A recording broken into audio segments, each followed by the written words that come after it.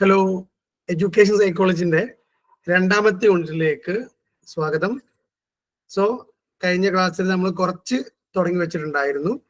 അതിന്റെ ബാക്കിയാണ് നമ്മൾ ഇന്ന് കവർ ചെയ്യാൻ പോകുന്നത്. സ്ക്രീന് ക്ലിയർ ആണോ? Yes, sir. Yes, you are welcome. Welcome to the class. We are going through the second unit, attention, perception and memory. ഇവിടെ ആദ്യം നമ്മൾ പഠിച്ചത് what is attention, what is the meaning of attention, and we were able to define the attention. പിന്നീട് നമ്മൾ അറ്റൻഷനെ define ചെയ്യാനാണ്, അറ്റൻഷന്റെ definition ആണ് പഠിച്ചത്. പിന്നീട് അതിന്റെ ടൈപ്സ് ഓഫ് അറ്റൻഷൻ രണ്ട് കൈൻഡ് ആണ്, വോളണ്ടറി ആൻഡ് ഇൻവോളണ്ടറി. ഇങ്ങനെ രണ്ട് തരം അറ്റൻഷനെ കുറിച്ച് പറഞ്ഞു. And what is the natural, what are the characteristics of attention, അറ്റൻഷന്റെ സ്വഭാവം എന്താ, അറ്റൻഷന്റെ ക്യാരക്ടറിസ്റ്റിക്സ് എന്താ. മൊത്തം 9 ക്യാരക്ടറിസ്റ്റിക്സ് നമ്മൾ ഡിസ്കസ് ചെയ്തു. ആൻഡ് പിന്നീട് നമ്മൾ ഡിസ്കസ് ചെയ്യേണ്ടത് ഡിറ്റർമിനൻസ് ഓഫ് അറ്റൻഷൻ ആണ്. ഈ ഡിറ്റർമിനൻസ് ഓഫ് അറ്റൻഷൻ പറഞ്ഞിട്ടുണ്ടോ? Yes, sir. ഓക്കെ, ഇവിടെ രണ്ട് തരത്തില് അറ്റൻഷനെ നമ്മൾ ഡിറ്റർമിൻ ചെയ്യാനുണ്ട്. ദാറ്റ് മീൻസ് ഒബ്ജക്റ്റീവ് ഫാക്ടേഴ്സ് ഉണ്ട്, സബ്ജക്റ്റീവ് ഫാക്ടേഴ്സ് ഉണ്ട്. അപ്പം നമ്മളൊരു പോയിന്റ് ഓഫ് അറ്റൻഷൻ ആവണമെങ്കിൽ അവിടെ രണ്ട് വസ്തുക്കളുണ്ട്. അപ്പൊ ക്ലാസ് റൂം ആണെങ്കിൽ ടീച്ചറും ഉണ്ട്, സ്റ്റുഡൻസും ഉണ്ട്. ടീച്ചർ ക്ലാസ് എടുക്കുമ്പോൾ സ്റ്റുഡൻസ് ഒരു ഒബ്ജക്റ്റീവ് ഫാക്ടർ ആണ്, ടീച്ചർ ഒരു സബ്ജക്റ്റീവ് ഫാക്ടർ ആണ്. അപ്പം ആ കുട്ടികളുടെ ഒരു അറ്റൻഷൻ നേടാൻ നമ്മൾ എന്തൊക്കെ ചെയ്യണം, അല്ലെങ്കിൽ എന്തൊക്കെ നമുക്ക് അതിനുള്ള വഴികളുണ്ട് എന്നൊക്കെയാണ് ഇതിലൊരു ബേസിക് ആയിട്ട് അതിൻ്റെ ഒരു പ്രൈമറി ഡീറ്റെയിൽസ് ആയിട്ട് നമ്മൾ പറഞ്ഞു വെച്ചത്. ഇനി അതിന്റെ രണ്ടാമത്തെ സ്ലൈഡാണ് external factors of attention. Okay, അഥവാ ഒരു ഒബ്ജക്റ്റില് നമ്മുടെ ഒരു അറ്റൻഷൻ ലഭിക്കേണ്ട ഒരു വസ്തുതയിൽ എന്തൊക്കെ ഉണ്ടാവണം, അതിന്റെ ഫീച്ചേഴ്സ് എന്തൊക്കെ ആവണം, അതിലെ എന്തൊക്കെ ഉണ്ടെങ്കിലാണ് ആളുകളുടെ അറ്റൻഷൻ കിട്ടുക എന്നുള്ളതാണ്. അപ്പൊ ഇത് നമ്മൾ കോമൺ ആയിട്ട് പറയുന്നതാണെങ്കിലും എല്ലാ മേഖലയിലും ഇത് അപ്ലിക്കബിൾ ആണ്, ഇമ്പോർട്ടൻ്റ് ആണ്. So as a teacher it is very important to us. നമുക്കും ഇത് വെരി ഇമ്പോർട്ടൻ്റ് ആണ്. അപ്പൊ എന്തൊക്കെ ചെയ്താലാണ് അറ്റൻഷൻ ലഭിക്കുക? ഓക്കെ, അത് നമ്മളെ TLMകളാവാം, നമ്മുടെ ക്ലാസ് ആവാം, ബ്ലാക്ക് ബോർഡ് ആവാം, പലതുമാകാം. ഒന്ന് സൈസ് ആണ്. നമ്മളൊരു ചാർട്ട് കാണിക്കുകയാണ് സങ്കല്പിക്കുക, അതല്ലെങ്കിൽ നമ്മളൊരു സ്റ്റിൽ മോഡൽ കാണിക്കുകയാണ് സങ്കല്പിക്കുക, അതല്ലെങ്കിൽ നമ്മൾ റിയലിയ കാണിക്കുകയാണ് സങ്കല്പിക്കുക. അതിന്റെ സൈസ് ഈസ് ഇമ്പോർട്ടൻറ്റ്. അപ്പൊ നമ്മളൊരു സ്റ്റിൽ മോഡൽ കാണിക്കുകയാണ്, അല്ലെങ്കിൽ ഒരു പ്ലക്കാർഡോ എന്തെങ്കിലും കാണിക്കുകയാണ്. സോ അത് ചെറുതാണെങ്കിലും വലുതാണെങ്കിലും അതിന് കിട്ടുന്ന attention that is different. So അത് വലുതാണെങ്കിൽ, ബിഗ് ആണെങ്കിൽ അതിലേക്കുള്ള അറ്റൻഷൻ കൂടും എന്നുള്ളതാണ്. നമ്മൾ റോഡ് സൈഡിൽ കാണുന്ന ഫ്ലക്സ് ബോർഡുകൾ അതിന്റെ വലുപ്പത്തിനനുസരിച്ച്, സൈസിനനുസരിച്ച് നമ്മുടെ അറ്റൻഷന് കൂടും. രണ്ട് ഇന്റൻസിറ്റി ആണ്. അതിനുള്ളിലേക്ക് എത്രത്തോളം അതിൽ ഡീറ്റെയിൽസ് ഉണ്ട്, എത്രത്തോളം അത് അക്യുറേറ്റ് ആണ് എന്നുള്ളതിനെ അടിസ്ഥാനമാക്കിയും അറ്റൻഷന്റെ റേറ്റ് മാറും. ഹൈ ക്വാളിറ്റി ഇമേജുകളൊക്കെ നമ്മൾ കാണുമ്പോൾ കുറച്ചുകൂടി അധികം നമ്മൾ ശ്രദ്ധിക്കും. അതല്ലെങ്കിൽ സൗണ്ടിന്റെ ഇന്റൻസിറ്റി കൂടുന്നതിനനുസരിച്ച് നമ്മൾ ശ്രദ്ധ അതിലേക്ക് വരും. നമ്മുടെ ടോണ്, നമ്മുടെ സംസാര രീതി, അതിനൊരു ഇന്റൻസിറ്റി അല്ലെങ്കിൽ അതിന്റെ ഒരു ക്ലാരിറ്റി ഒക്കെ കൂടുന്നതിനനുസരിച്ച് നമ്മുടെ അറ്റൻഷനിൽ മാറ്റം വരും എന്നാണ് പറയുന്നത്. അപ്പൊ നമ്മളെ സൈസിനെ പറ്റി പറഞ്ഞപ്പോ, ബ്ലാക്ക് ബോർഡിൽ നിങ്ങൾ എഴുതുന്ന സൈസ് കുറച്ച് വലുതായാൽ കുട്ടികൾ കൂടുതൽ ശ്രദ്ധിക്കും. അതേപോലെ തന്നെ ഇന്റൻസിറ്റി പറഞ്ഞപ്പോ നമ്മളെ ബോർഡിൽ എഴുതുന്നത് വളരെ കൃത്യമാണെങ്കിൽ, വളരെ വൃത്തിയാണെങ്കിൽ കുറച്ചുകൂടി കുട്ടികൾ ശ്രദ്ധ കിട്ടാൻ കാരണമാകും. ദെൻ മൂന്നാമത്തെ ഒരു ഫാക്ടർ ചേഞ്ച് ആണ്. Change means stimulus variation. നമ്മൾ നിൽക്കുന്ന സ്ഥലം, നമ്മുടെ ടോണ്, നമ്മൾ നിർത്തുന്നത്, നമ്മൾ പറയുന്ന രീതി, ഇത്തരത്തിലൊരു ടോണ് മാറ്റി കഴിഞ്ഞാൽ, നമ്മുടെ പൊസിഷൻ മാറ്റി കഴിഞ്ഞാൽ കുട്ടികളുടെ അറ്റൻഷൻ കൂടുന്നുള്ളതാണ്. ഞാൻ ടീച്ചേഴ്സിനോട് ഒരു കാര്യം ചോദിക്കുകയാണ്. നമ്മൾ ഒരു ക്ലാസ്സിൽ കയറി ചെല്ലുമ്പോൾ അവിടെയുള്ള കുട്ടികളൊക്കെ നല്ല സൗണ്ട് ഇട്ടുകൊണ്ട് ക്ലാസ് എടുക്കുകയാണ്. അവരുടെ അറ്റൻഷൻ കിട്ടാൻ നമ്മുടെ ഒരു സൗണ്ട്, നമ്മുടെ ടോണ് എങ്ങനെയാകണം, അല്ലെങ്കിൽ നമ്മുടെ ഒരു പ്രസന്റേഷൻ, നമ്മളെ ഒരു ബോഡി ലാംഗ്വേജ് എങ്ങനെയാകണം എന്നാണ് നിങ്ങൾക്ക് പറയാനുള്ളത്? ടീച്ചേഴ്സിനോടാണ്, എക്സ്പീരിയൻസ് ഉള്ള അധ്യാപകരോടാണ് ചോദിക്കുന്നത്. ക്ലാസ് റൂമിൽ നമ്മൾ ചെല്ലുമ്പോൾ കുട്ടികൾ നല്ല സൗണ്ട് ഉണ്ടാക്കുന്നു, നമ്മൾ മിണ്ടാതിരിക്കാനൊക്കെ പറഞ്ഞു പോലും കേട്ടിട്ടില്ല. നമ്മളാ സമയത്ത് എന്ത് പിന്നീട് പറയുന്ന സൗണ്ട് നമ്മുടെ സംസാരം എങ്ങനെയാവണം, നമ്മുടെ ബോഡി ലാംഗ്വേജ് എങ്ങനെയാവണം, നമ്മുടെ ഫേഷ്യൽ എക്സ്പ്രഷൻ എങ്ങനെയാവണം? എന്താണ് നിങ്ങളുടെ അഭിപ്രായം? അത് എങ്ങനെയാണ് നിങ്ങൾ ചെയ്യാറുള്ളത്? ടീച്ചേഴ്സ്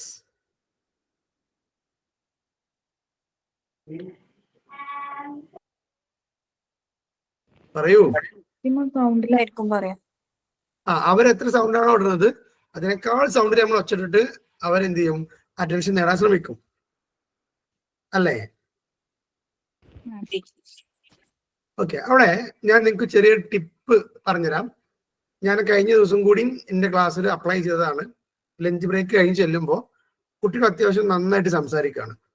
ആ സമയത്ത് ഞാൻ എന്താ ചെയ്തെന്ന് വെച്ചാൽ അവരുടെ അടുത്ത് ഇങ്ങനെ എന്തോ ഒരു വലിയ സീരിയസ് ആയ ഒരു കാര്യം പറയണ പോലെ വളരെ താഴ്ന്ന ശബ്ദത്തിൽ പറയാണ്.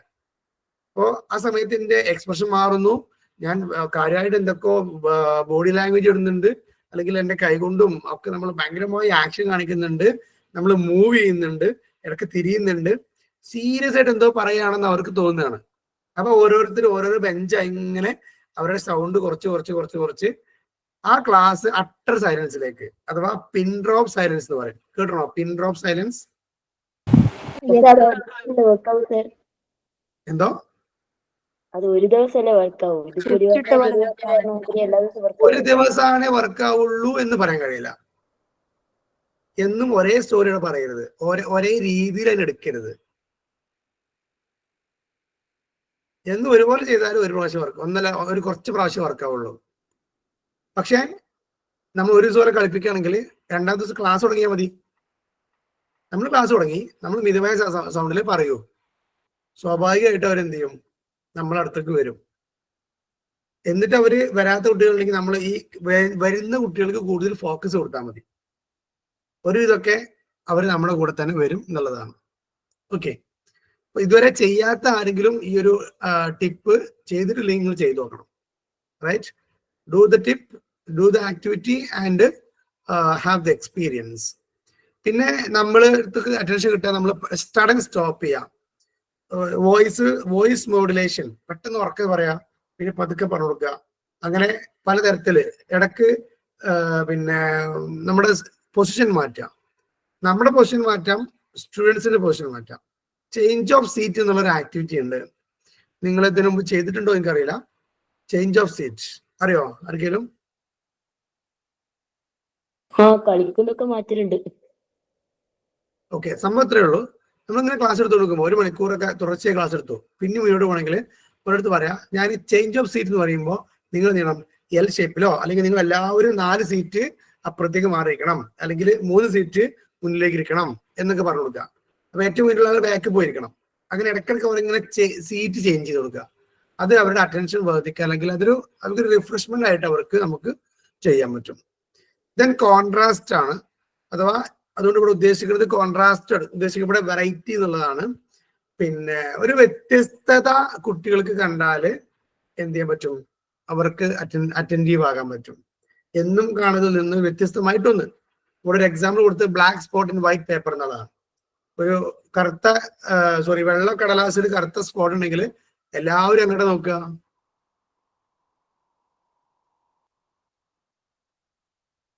എങ്ങോട്ടാ നോക്കുക?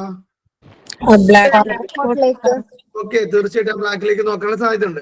അതേപോലെ നമ്മൾ എന്തെങ്കിലും വെറൈറ്റി ചെയ്യുക എന്നൊക്കെയാണ് അവൾ ഉദ്ദേശിക്കുന്നത് കേട്ടോ. പിന്നെ നോവൽറ്റി ആണ്, അൺയൂഷ്വൽ ഓർ ന്യൂ, ക്രിയേറ്റീവ്. എന്തെങ്കിലും ഒന്ന് സംതിങ് ക്രിയേറ്റീവ് ആയി ചെയ്യാം. ഇവിടെ ഞാൻ എക്സാമ്പിൾ കൊടുത്തത് don't touch me or don't touch it എന്ന് എഴുതിയതിന് പകരം ഡോണ്ട് കിസ് മീ എന്ന് എഴുതിയാൽ എന്തുണ്ടാകും? ആളുകളൊന്നും ശ്രദ്ധിക്കും, അല്ലേ? ഞങ്ങൾ പണ്ട് കുറെ കാലം മുമ്പ് നിലമ്പൂരിലേക്ക് ഒരു ഫാമിലി ട്രിപ്പ് പോവാണ്. നിലമ്പൂരിലേക്കാണ് എൻ്റെ ഓർമ്മ ശരിയാണെങ്കിൽ, നിലമ്പൂർ അല്ലെങ്കിൽ കോഴിക്കോടൊക്കെ പോവാം. അപ്പൊ ഒരാളടുത്ത് നമ്മൾ വഴി ചോദിക്കണം, ഒരു ജംഗ്ഷൻ വരികയാണ്. അപ്പം ആളടുത്ത് ചോദിച്ചു എങ്ങനെ പോവാ, റൈറ്റ് പോണോ, സ്ട്രൈറ്റ് പോണോ, ലെഫ്റ്റ് പോണോ? ആൾ നമ്മുടെ അടുത്ത് റിപ്ലൈ തന്നൊരു രീതി ഞാൻ ഇന്ന് ഓർക്കുകയാണ്. അത് കുറെ കൊല്ലങ്ങൾക്ക് മുമ്പാണ്. അത് പറഞ്ഞത് ഇതിന് സിറാത്തുൽ മുസ്തഖീം എന്നാണ്. എന്താ നമ്മള് വലത്തോട്ട് പോകണോ, ഇടത്തോട്ട് പോകണോ, നേരെ പോകണോ? ഇതിൽ നിന്ന് മുസ്ലിങ്ങളായ ആളുകൾക്ക് എന്ത് മനസ്സിലായി? എന്തോ ഒരു പാലം വരാനുണ്ട് മുന്നില്.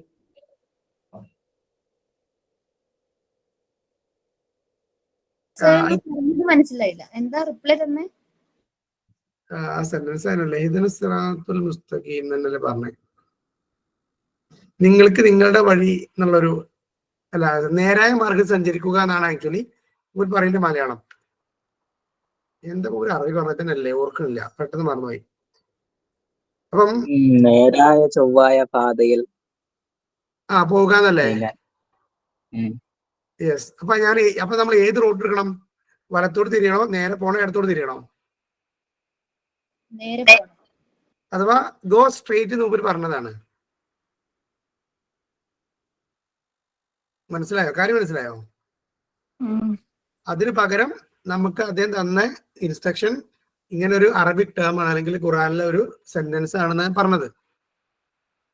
അപ്പം നമ്മൾ ആ ഒരു ഇൻസിഡന്റ് നമ്മൾ ഇതുവരെ മറന്നിട്ടില്ല. ഓക്കെ. അതേപോലെ വ്യത്യസ്ത നമ്മളിപ്പോ ഈ വേസ്റ്റിനൊക്കെ ഈ കുരങ്ങിന്റെയും ഇതിന്റെയൊക്കെ രൂപം കൊടുത്തിട്ട് യൂസ് മീ എന്നൊക്കെ പറഞ്ഞു വെച്ചിട്ടില്ലേ? അതൊരു സംതിങ് ന്യൂ കിട്ടാൻ വേണ്ടിയാണ്. നമ്മൾ കേക്കൊക്കെ ഇല്ലേ, ഇപ്പൊ ഈ ബർത്ത്ഡേ കേക്കുകളൊക്കെ കണ്ടില്ലേ, പല ഷേപ്പിലും പല പോലൊക്കെ. Okay. So that is something creative. Okay. So അത്തരത്തിലുണ്ടെങ്കിൽ അവിടെ എന്ത് ചെയ്യും? എല്ലാവരുടെയും അട്രാക്ഷൻ ഉണ്ടാവും, അറ്റൻഷൻ ഉണ്ടാവും എന്നാണ് പറഞ്ഞു വരുന്നത്. ദെൻ മൂവ്മെന്റ്സ് ആണ്. നമ്മൾ ഒരു സ്ഥലത്ത് മൂവ് ചെയ്യാതെ നിൽക്കുന്ന ഒരു ഒബ്ജക്റ്റും മൂവ് ചെയ്തുകൊണ്ടിരിക്കുന്ന ഒബ്ജക്റ്റും ആണെങ്കിൽ ഇതിനോടൊക്കെ നമുക്ക് കൂടുതൽ അറ്റൻഷൻ കിട്ടുക. അതെ, മൂവ് ചെയ്യുന്നതിനോടാണ് അല്ലെ? ഇപ്പൊ നമ്മൾ അറിയാം ഈ പിന്നെ ഇതില്ലേ, പെട്രോൾ പമ്പ് ഇല്ലേ, അതിൻ്റെ അടുത്തൊക്കെ ഉണ്ടാവും ഒരു കാറ്റ് നിറച്ച സാധനം. അതിന് കൈ ഇങ്ങനെ ഇളകിക്കൊണ്ടിരിക്കും, അഥവാ ഇങ്ങോട്ടേക്ക് കയറിക്കോളൂ എന്നുള്ള പോലെ ഇളകിക്കൊണ്ടിരിക്കും. ശരിക്കും അത് ഇളകാതെ നിൽക്കുകയാണെങ്കിൽ അത്ര ആരും ശ്രദ്ധിക്കൂല. പക്ഷെ അത് മൂവ് ചെയ്യുമ്പോൾ എന്ത് ചെയ്യും? കുറച്ചുകൂടി ആളുകൾ അത് അറ്റൻഷൻ അതിലേക്ക് ചെല്ലും. ഓക്കെ. പിന്നെ മറ്റൊന്നാണ് റിപ്പീറ്റേഷൻ. റിപ്പീറ്റ് ചെയ്ത് കേൾക്കുന്നതും പറയണതും ഒക്കെ എന്ത് ചെയ്യുന്നത് നമ്മുടെ അറ്റൻഷൻ കൂടുതൽ കിട്ടുന്ന പറയണേ. നമ്മള് ചിലത് അങ്ങനെയാണ്, ഇടയ്ക്ക് ഇങ്ങനെ റിപ്പീറ്റ് ചെയ്തുകൊണ്ടേയിരിക്കും. ഓക്കെ. പിന്നെ ലാസ്റ്റ് വൺ സിസ്റ്റമാറ്റിക് ഫോം ആണ്. കൃത്യമായ ഒരു സിസ്റ്റമാറ്റിക് ആയിട്ട് അറേഞ്ച് ചെയ്ത് വെച്ചൊരു സാധനത്തിന് നമ്മൾ അറ്റൻഷൻ ഉണ്ടാവുന്നതാണ്. നമ്മളിപ്പോ ഒരു ടെക്സ്റ്റൈൽസിലോ ഒക്കെ പോയാൽ അവിടെ ഒരു ഡ്രസ്സസ് ഒക്കെ ഇങ്ങനെ അറേഞ്ച് ചെയ്ത് വെച്ചുകൊണ്ടാൽ നമുക്ക് പെട്ടെന്ന് അങ്ങോട്ട് ശ്രദ്ധിക്കാൻ തോന്നും. കാരണം അതെന്ത് ചെയ്യാണ്? ഒരേപോലെ ഒരേ സിസ്റ്റത്തിൽ അത് ഫോളോ ചെയ്ത് വെച്ചിട്ടുണ്ടാവും, അല്ലെങ്കിൽ അതിന് കൃത്യമായി അതിൻ്റെ ഒരു പിന്നെ ക്രൊണോളജിക്കൽ ഓർഡറിലോ ഒക്കെ അത് അറേഞ്ച് ചെയ്തിട്ടുണ്ടാവും. ഇത്തരത്തിലുള്ള കുറെ ഫാക്ടേഴ്സ് കൊണ്ട് നമുക്ക് എന്ത് ചെയ്യാം? അറ്റൻഷൻ നേടാൻ പറ്റും എന്നാണ് പറഞ്ഞത്. Then internal factors of attention ആണ്. നമ്മൾ ഇത്തിരി നേരത്തെ എക്സ്റ്റേണൽ ഫാക്ടേഴ്സ് ആണ്. ഇത് നമ്മളല്ല ചെയ്യേണ്ടത്. എന്തിനോടാണോ അറ്റൻഷൻ കിട്ടേണ്ടത് ആ വസ്തു ഈ പറഞ്ഞ സൈസ് വലുതാവണം, ഇന്റൻസിറ്റി ഉണ്ടാവണം, ചേഞ്ചസ് ഉണ്ടാവണം, contrast, novelty, movement, repetition, systematic form എന്നുള്ളത് ഉണ്ടാവണം എന്നുള്ളതാണ്. ഇനി അറ്റൻഡ് ചെയ്യുന്ന ആള്, അഥവാ നമ്മൾ ക്ലാസ് എടുക്കുമ്പോൾ ഒരു സ്റ്റുഡന്റ് നമ്മളിലേക്ക് അറ്റൻഷൻ കിട്ടണമെങ്കിൽ ആ കുട്ടിയിൽ എന്തൊക്കെ ഉണ്ടാവണം എന്നുള്ളതാണ്. ഇതിലൊരു 4 പറഞ്ഞേ, 4 ഇനി നമുക്ക് പറയാൻ പറ്റും. നമ്പർ 1 ഇൻട്രസ്റ്റ് ആണ്. The student should have interest to listen the class. ഒരു ക്ലാസ് കൃത്യമായി കേൾക്കാൻ ആ കുട്ടികൾക്ക് ഒരു താല്പര്യം ഉണ്ടാവണം എന്നുള്ളതാണ്. താല്പര്യമില്ലാത്ത കുട്ടികളെ പിടിച്ചിരുത്തി നെട്ടിച്ചാണ്ട് നമുക്ക് ക്ലാസ് കേൾപ്പിക്കാൻ കഴിയില്ല. കേൾപ്പിക്കാൻ കഴിയും, പക്ഷെ അറ്റൻറ്റീവ് ആക്കാൻ പറ്റൂല. Then need or value. അവർക്ക് ഇതിനൊരു നീഡ് വേണം, ഒരു ആവശ്യം വേണം. ആവശ്യമുള്ള കുട്ടികളെ നമ്മൾ എങ്ങനെ ക്ലാസ് എടുത്താലും ശ്രദ്ധിക്കും, എപ്പോൾ ക്ലാസ് എടുത്താലും ശ്രദ്ധിക്കും. ആൻഡ് വാല്യൂ, അവർ വാല്യൂ ചെയ്യണം എന്നുള്ളതാണ്. ഈ വാല്യൂവിനെ കുറിച്ച് പറഞ്ഞപ്പോഴാണ് നമ്മൾ സാധാരണ ലൈഫിൽ ഒരു എല്ലാവരോടും നമ്മൾ പറയുന്ന ഒരു സാധനമാണ് you don't give if they don't value that. നമ്മൾ ഒരാൾക്ക് എന്തെങ്കിലും കൊടുക്കുമ്പോൾ അവരതിന് വാല്യൂ ചെയ്യുന്നുണ്ടെങ്കിൽ മാത്രമേ കൊടുക്കാൻ പാടുള്ളൂ എന്നാണ്. ഒരു ഉദാഹരണം പറയുകയാണെങ്കിൽ, നിങ്ങൾ ഒരാൾക്കൊരു സ്റ്റോറി പറഞ്ഞു കൊടുക്കുകയാണ്. ഓക്കെ. ആ സ്റ്റോറി കേൾക്കാൻ അവർക്ക് താല്പര്യം ഉണ്ടെങ്കിൽ അവർ ആ സ്റ്റോറിക്ക് മൂല്യം കൽപ്പിക്കുന്നുണ്ടെങ്കിൽ മാത്രം ആ സ്റ്റോറിയുടെ പറഞ്ഞാൽ മതി എന്നാണ്. അല്ലെങ്കിൽ നമുക്ക് ഒരാൾക്ക് ഉപദേശം കൊടുക്കുക, അല്ലെങ്കിൽ നമ്മൾ ഒരാൾക്ക് പൈസ കൊടുക്കുക. ഓക്കെ. പൈസ കൊടുക്കുമ്പോൾ പൈസന്റെ മൂല്യം അറിയുന്നവർക്ക് കൊടുക്കണം എന്നാണ് പറയാ. Right. Then third one mental set, അഥവാ നമുക്കൊരു മൈൻഡ്, നമുക്കൊരു ഇന്റൻഷൻ, അതും കൂടി ഉണ്ടെങ്കിലാണ് അറ്റൻഷൻ നടക്കുള്ളൂ. 4 ഫിസിയോളജിക്കൽ കണ്ടീഷൻ ആണ്. ഒരാള് ഫിസിക്കലി ഫിറ്റ് ആവണം. പിന്നെ ഫിസിക്കലി ഫിറ്റ് ആയാലാണ് നോളജ് ഉണ്ടാവുക അല്ലെങ്കിൽ അറിവുണ്ടാവുക എന്നതിന് വേണ്ടിയിട്ട് ഒരു സെന്റൻസ് മുമ്പത്തെ ക്ലാസ്സുകൾ പറഞ്ഞു തന്നിരുന്നു, ഓർക്കുണ്ടോ? ആരോഗ്യമുള്ള ശരീരത്തിലെ ആരോഗ്യമുള്ള മനസ്സുണ്ടാവൂ എന്നുള്ളതിന്റെ ഇംഗ്ലീഷ് പറഞ്ഞിരുന്നു, ഓർക്കുണ്ടോ?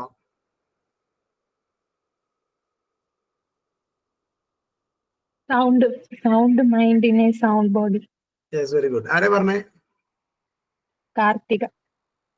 Very good. Sound mind in a sound body. അതേപോലെ ഫിസിയോളജിക്കൽ കണ്ടീഷൻ ഓക്കെ ആയാലാണ് നമ്മുടെ എന്തുണ്ടാവുള്ളൂ, മെന്റൽ കണ്ടീഷൻ ഓക്കെ ആവുള്ളൂ. ഇപ്പൊ നമുക്ക് തലവേദന അല്ലെങ്കിൽ കാലിന് നല്ല വേദന ആണെങ്കിൽ നമുക്ക് കോൺസെൻട്രേഷൻ കിട്ടൂല. നമ്മുടെ കോൺസെൻട്രേഷൻ ഇടക്കിടക്ക് എന്ത് ചെയ്യും, അതിങ്ങനെ ഫ്ലക്ച്വേറ്റ് ചെയ്തുകൊണ്ടിരിക്കും.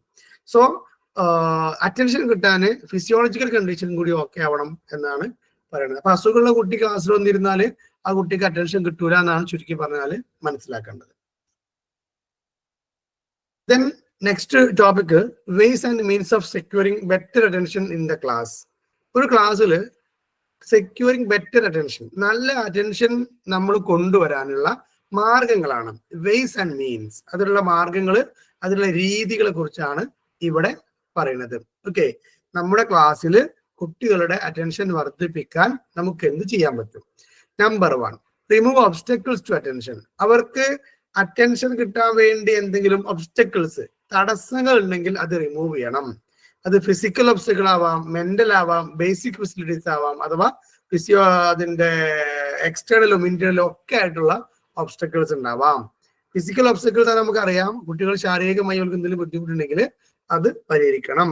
മെന്റൽ ഒബ്സ്റ്റക്കിൾ എന്ന് പറഞ്ഞാൽ നമ്മളുമായിട്ടുള്ള റാപ്പോ, നമ്മുടെ സബ്ജക്റ്റിലുള്ള താല്പര്യം, അധ്യാപകരോട് താല്പര്യം, ഇതൊക്കെ മെന്റൽ ഒബ്സ്റ്റക്കിൾ ആണ്, താല്പര്യമില്ലായ്മ.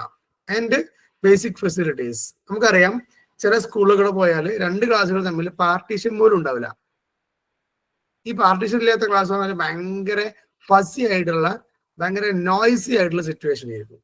സോ അത്തരം സിറ്റുവേഷനിൽ അവർക്ക് അറ്റൻഷൻ കിട്ടൂല എന്നാണ് പറഞ്ഞു വരുന്നത്.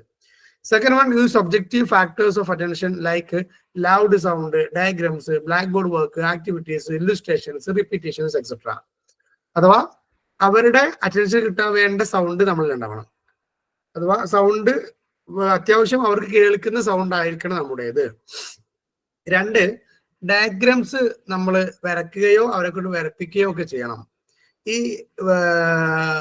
ഡയഗ്രാംസ് വരയ്ക്കുക, പിക്ചേഴ്സ് വരയ്ക്കുക, ടാബിൾസ് വരയ്ക്കുക, ഇതാണോ നല്ലത്? അതല്ല കുട്ടികൾ കൂടുതൽ എഴുതി ഫലിപ്പിക്കുന്നതാണോ നല്ലത്? ഡയഗ്രാംസ് ഒക്കെ ഓക്കെ, തീർച്ചയായിട്ടും നമ്മൾ 1000 വേർഡ്സ് ഒക്കെ ഒരു പിക്ചർ റീപ്ലേസ് ചെയ്യുന്നൊക്കെ പറഞ്ഞു കേട്ടിട്ടുണ്ട്.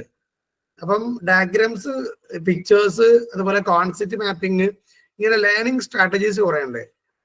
നമ്മൾ സിമ്പിൾസ് ഉപയോഗിക്കുക, ഷോർട്ട് നോട്ട് ഉണ്ടാക്കുക, ലെക്ചറിങ്, ഇതിന്റെ വേണ്ട ലെക്ചറിങ് പോയിന്റ്സ് ഉണ്ടാക്കുക, ഇങ്ങനെയൊക്കെയുള്ള കുറെ സ്ട്രാറ്റജീസ് കുട്ടികൾ പഠിപ്പിച്ചു കൊടുക്കണം. എങ്ങനെയാണ് പെട്ടെന്ന് നോട്ട് ചെയ്യുക, എങ്ങനെയാണ് നമ്മൾ പറയുന്ന ഒരു ആശയത്തെ അതൊരു പിക്ചോറിയൽ റെപ്രസെന്റേഷൻ ആക്കുക, എങ്ങനെയാണ് കോൺസെപ്റ്റ് മാപ്പ് ഉണ്ടാക്കുക, എങ്ങനെയാണ് ട്രീ ഡയഗ്രാം വരക്കുക, എന്താണ് ഫ്ലോ ചാർട്ട്, ഇതൊക്കെ നിങ്ങൾക്ക് അറിയോ? ഞാൻ ഈ പറയുന്ന ടേംസ് ഒക്കെ നിങ്ങൾക്ക് അറിയോ? ഒന്ന് കോൺസെപ്റ്റ് മാപ്പ് അറിയോ? എന്താ അറിയോ?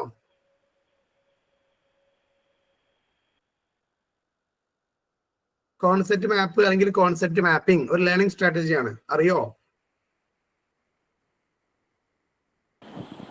വേർഡ്സ് അറിയില്ല, മേ ബി ചെയ്തിട്ടുണ്ടാവുമായിരിക്കും, പക്ഷെ അങ്ങനെ ഒരു പേരാണ്. ഓക്കെ, ടേംസ് അറിയണം നമുക്ക്. Terms that is very important.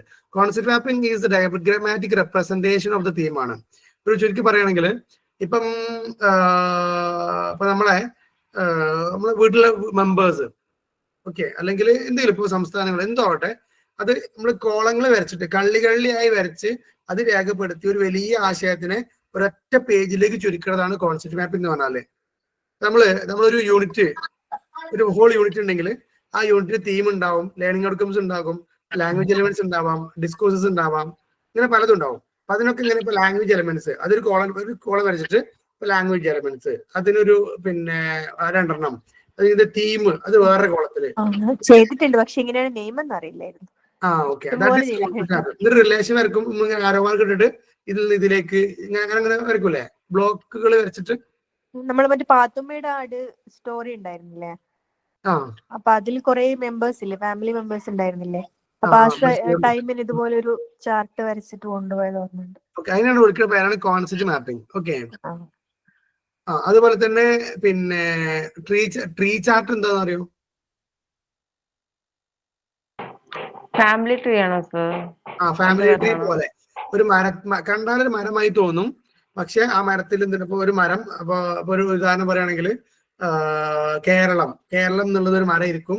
ആ കേരളത്തില് ഇപ്പൊ 14 ജില്ലകളുണ്ടെങ്കിൽ 14 ബ്രാഞ്ചസ് ഇങ്ങനെ പോയിട്ടുണ്ടാവാം. അങ്ങനെയൊക്കെ ഇങ്ങനെ നമ്മൾ ആശയത്തിനെ ഒരു മരമായി വരക്കുക. പിന്നെ കൊളാഷോ കൊളാഷ് ചെയ്തിട്ടുണ്ടാവാം. അതുപോലെ തന്നെ ഫ്ലിപ്പ് ചാർട്ട്, ഫ്ലോ ചാർട്ട് എന്നൊക്കെ പറഞ്ഞ സാധനം എന്താ? Arrow mark. Yes, flip chart ആണെങ്കിൽ നമ്മൾ കലണ്ടർ ഇല്ലേ, കലണ്ടർ ഒരു ഫ്ലിപ്പ് ചാർട്ട് ആണ്. ഓരോ പേജിലും ഓരോ ആശയങ്ങൾ ഉണ്ടാവാം. അതിങ്ങനെ മറിച്ച് ഫ്ലിപ്പ് ചെയ്ത് ഇങ്ങനെ പോകുമ്പോൾ അത് എന്തും പല പല ആശയങ്ങൾ ഉണ്ടാവും. ഇത്തരത്തില് പലതരത്തില് കുട്ടികളെ എന്ത് ചെയ്യണം, ലേണിംഗ് സ്ട്രാറ്റജീസ് നമ്മൾ അവർക്ക് പരിചയപ്പെടുത്തണം. ഓക്കെ. ആൻഡ് ബ്ലാക്ക് ബോർഡ് വർക്കുകൾ, ആക്ടിവിറ്റീസ്, ഇല്ലുസ്ട്രേഷൻസ്. എന്ത് ഇല്ലുസ്ട്രേഷൻ പറഞ്ഞാല്? എക്സാമ്പിൾസ്. Explain with example. ഒരുപാട് ഉദാഹരണങ്ങൾ പറഞ്ഞ് നമ്മൾ അവരെ പഠിപ്പിക്കുക. ഇങ്ങനെ ചെയ്താലാണ് റിപ്പീറ്റേഷൻ, അതുപോലെ റിപ്പീറ്റ് ചെയ്യിപ്പിക്കുക. ഇങ്ങനെ ചെയ്താലാണ് ഇങ്ങനെ ക്ലാസ് റൂമിൽ ചെയ്താലാണ് കുട്ടികളുടെ അറ്റൻഷൻ കിട്ടുക എന്നാണ് പറയണേ. Okay. Third one, use teaching aids, conduct activities, give motivation, arouse interest, revoke sentiments, love etcetera. അഥവാ ടീച്ചിങ് എയ്ഡ്സ് ഉപയോഗിക്കുക. ടീച്ചിങ് എയ്ഡ്സ് TLM എന്നാണ് പറയാ, ടീച്ചിങ് ലേണിംഗ് എയ്ഡ്സ് എന്നാണ് പറയാ. TLMകൾ എന്തൊക്കെ അറിയോ? Video, audio, working model, still model, പ്ലക്കാർഡുകള്, ഫ്ലാഷ് കാർഡ്സ്. ഫ്ലാഷ് കാർഡുകള്, കട്ടൗട്ട് അറിയോ? Yes sir. കട്ടൗട്ട് ഇപ്പൊ ഒരു ബട്ടർഫ്ലൈ ആണെങ്കിൽ ബട്ടർഫ്ലൈന്റെ ഒരു ഭാഗം, അതിന്റെ ഒരു ഷേപ്പ് ഇത് ഒരു പേപ്പറിലെടുത്ത് കട്ട് ചെയ്തിട്ട് അത് കാർഡ്ബോർഡിൽ ഒട്ടിക്കുക. അതാണ് കട്ടൗട്ട് വരുന്നത്. പിന്നെ റിയൽ ഒബ്ജക്റ്റ് കൊണ്ടുപോകണമെങ്കിൽ അതിന് റിയലിയ എന്ന് പറയും. അതുപോലെ തന്നെ അങ്ങനെയുള്ള കുറെ സാധനങ്ങൾ. ഇതൊക്കെ ഉപയോഗിച്ചാലാണ് കുട്ടികൾക്ക് ക്ലാസ്സിൽ അറ്റൻഷൻ കിട്ടുന്ന പറയണേ. ഓക്കെ. ഇതിന് കണ്ടക്ട് ആക്ടിവിറ്റീസ്, നമുക്ക് പലതരം ആക്ടിവിറ്റീസ് പിന്നെ എന്ത് ചെയ്യാം, കണ്ടക്ട് ചെയ്യാം. അതുപോലെ തന്നെ മോട്ടിവേഷൻ കൊടുക്കുക, ഇൻട്രസ്റ്റ് ഉണ്ടാക്കുന്നത്, അതുപോലെ തന്നെ അവരുടെ സെന്റിമെന്റ്സ് ഉണർത്തുന്നത്, അവരുടെ ഇമോഷൻസ്, സെന്റിമെന്റ്സ്. ഇടയ്ക്ക് അവരുടെ സെന്റിമെന്റ്സിനെ തൊണ്ടെന്നാണ് പറയാ. അവരുടെ സിമ്പതി, ലവ്, കെയർ, ഇങ്ങനെയൊക്കെയുള്ള സെന്റിമെന്റ്സ് നമ്മൾ എന്ത് ചെയ്യണം, ടച്ച് ചെയ്യണം. Then 4, tell the students what to attend, give an introduction, relate to the newer content with the previous knowledge, etc. അപ്പോൾ സ്റ്റുഡൻസിനോട് നമ്മൾ പറയണം what to attend, what are we studying or what we are going to study. എന്താണെന്ന് പഠിക്കാൻ പോണത്. നമ്മളൊരു കവിത എടുക്കുകയാണെങ്കിൽ ആ കവിതയിൽ എന്താണുള്ളത്. ആക്ച്വലി നമ്മളൊരു പോയ എടുക്കാൻ പോവാ, സങ്കല്പിക്കുക. ഒരു മദർ ലവ് എന്നുള്ള ഒരു പിന്നെ തീമില് നമ്മൾ കവിത പഠിക്കാൻ പോകണം. അപ്പൊ ഞാൻ ചോദിക്കുന്നത്, ഈ കവിത പഠിച്ചിട്ട് അതിന് തീം പറഞ്ഞു കൊടുക്കണോ, അതല്ല തീം പറഞ്ഞു കൊടുത്തിട്ട് കവിത പഠിക്കണോ? തീം പറഞ്ഞു കൊടുത്തിട്ട് കവിത പഠിപ്പിക്കുക. തീം പറയണം, പഠിച്ചിട്ട് തീം പറഞ്ഞു കൊടുക്കുക. ഓക്കെ. അതില് നമ്മൾ നിലവിൽ ഫോളോ ചെയ്യുന്ന സ്ട്രാറ്റജി എന്താ വെച്ചാല്, ഒരു ഇൻട്രൊഡക്ഷൻ കൊടുക്കും. ആ ഇൻട്രൊഡക്ഷനിൽ എന്താണ് തീം എന്നുള്ളത് നമ്മൾ എന്ത് ചെയ്യും, ഇൻട്രൊഡ്യൂസ് ചെയ്യും. എന്നിട്ട് ആ പിന്നെ തീം വെച്ചിട്ട് ആ തീം എന്താന്ന് മനസ്സിലാക്കിയിട്ട് അതിനനുസരിച്ചുള്ള കവിത ഞാൻ പഠിക്കാൻ പോണേന്ന് ആ കുട്ടിക്ക് അറിയണം എന്നുള്ളതാണ് പറയാറുള്ളത്. ഓക്കെ. ദെൻ നല്ലൊരു ഇൻട്രൊഡക്ഷൻ കൊടുക്കുക. അതുപോലെ തന്നെ നമ്മളെ കോണ്ടന്റിനെ പ്രീവിയസ് നോളജുമായി കണക്ട് ചെയ്യുക. ഓക്കെ. അഥവാ പഴയ പ്രീവിയസ് നോളജിൽ നിന്ന് മാത്രമേ നമുക്ക് ഒരു ന്യൂ നോളജ് കൺസ്ട്രക്ട് ചെയ്യാൻ പറ്റുള്ളൂ. സോ അത് നമ്മൾ എന്ത് ചെയ്യണം, മുന്നേ കൊടുക്കണം. അഥവാ നമ്മളിപ്പോ ഒരു അല്ലെങ്കിൽ ഒരു ട്രാവലോഗ് കൊടുപ്പിക്കുകയാണെങ്കിൽ എന്താണ് ട്രാവലോഗ്, അതിനെ കുറിച്ചൊക്കെ നമുക്കൊരു ബേസിക് ഐഡിയ ഉണ്ടാവണം. ആ ബേസിക് ഐഡിയ മാത്രമേ നമുക്കൊരു ന്യൂ ഐഡിയ ഉണ്ടാക്കാൻ പറ്റുള്ളൂ. Then 5, harness natural interest of the people to the lesson. ഇവിടെ പ്യൂപ്പിൾ എന്നുള്ള ഒരു വാക്ക് നമുക്ക് ഉപയോഗിക്കട്ടോ, PUPIL. ഈ പീപ്പിൾ എന്നുള്ള വാക്ക് സിംഗുലറാ പ്ലൂറല? പീപ്പിൾ, PEOPLE പ്ലൂറലാണ്. പ്യൂപ്പിൾ, PUPIL, പ്യൂപ്പിൾ, അത് സിംഗുലറാ പ്ലൂറല? സിംഗുലർ ആണ് കേട്ടോ. പ്യൂപ്പിൾസ് ഉണ്ട്, പീപ്പിൾസ് ഇല്ല. Right. And use different teaching methods, teaching strategies, teaching methods, teaching techniques. ഇങ്ങനെ 3 ടേംസ് ഉണ്ട്. ഈ 3 ടേംസ് 3 ആശയങ്ങളാണ്. എങ്കിലും ഇവിടെ നമ്മൾ കോമൺ ആയിട്ട് പറയാം ടീച്ചിങ് മെത്തേഡ്സ് എന്നുള്ളതാണ്. പലതരത്തില് എന്ത് ചെയ്യുക, ടീച്ചിങ് മെത്തേഡ്സ് മാറ്റി മാറ്റി ഉപയോഗിക്കുക. അതെങ്ങനെ ഉപയോഗിക്കുക? ഡിഫറെന്റ് ടീച്ചിങ് മെത്തേഡ്സ് എന്താണെന്നറിയോ?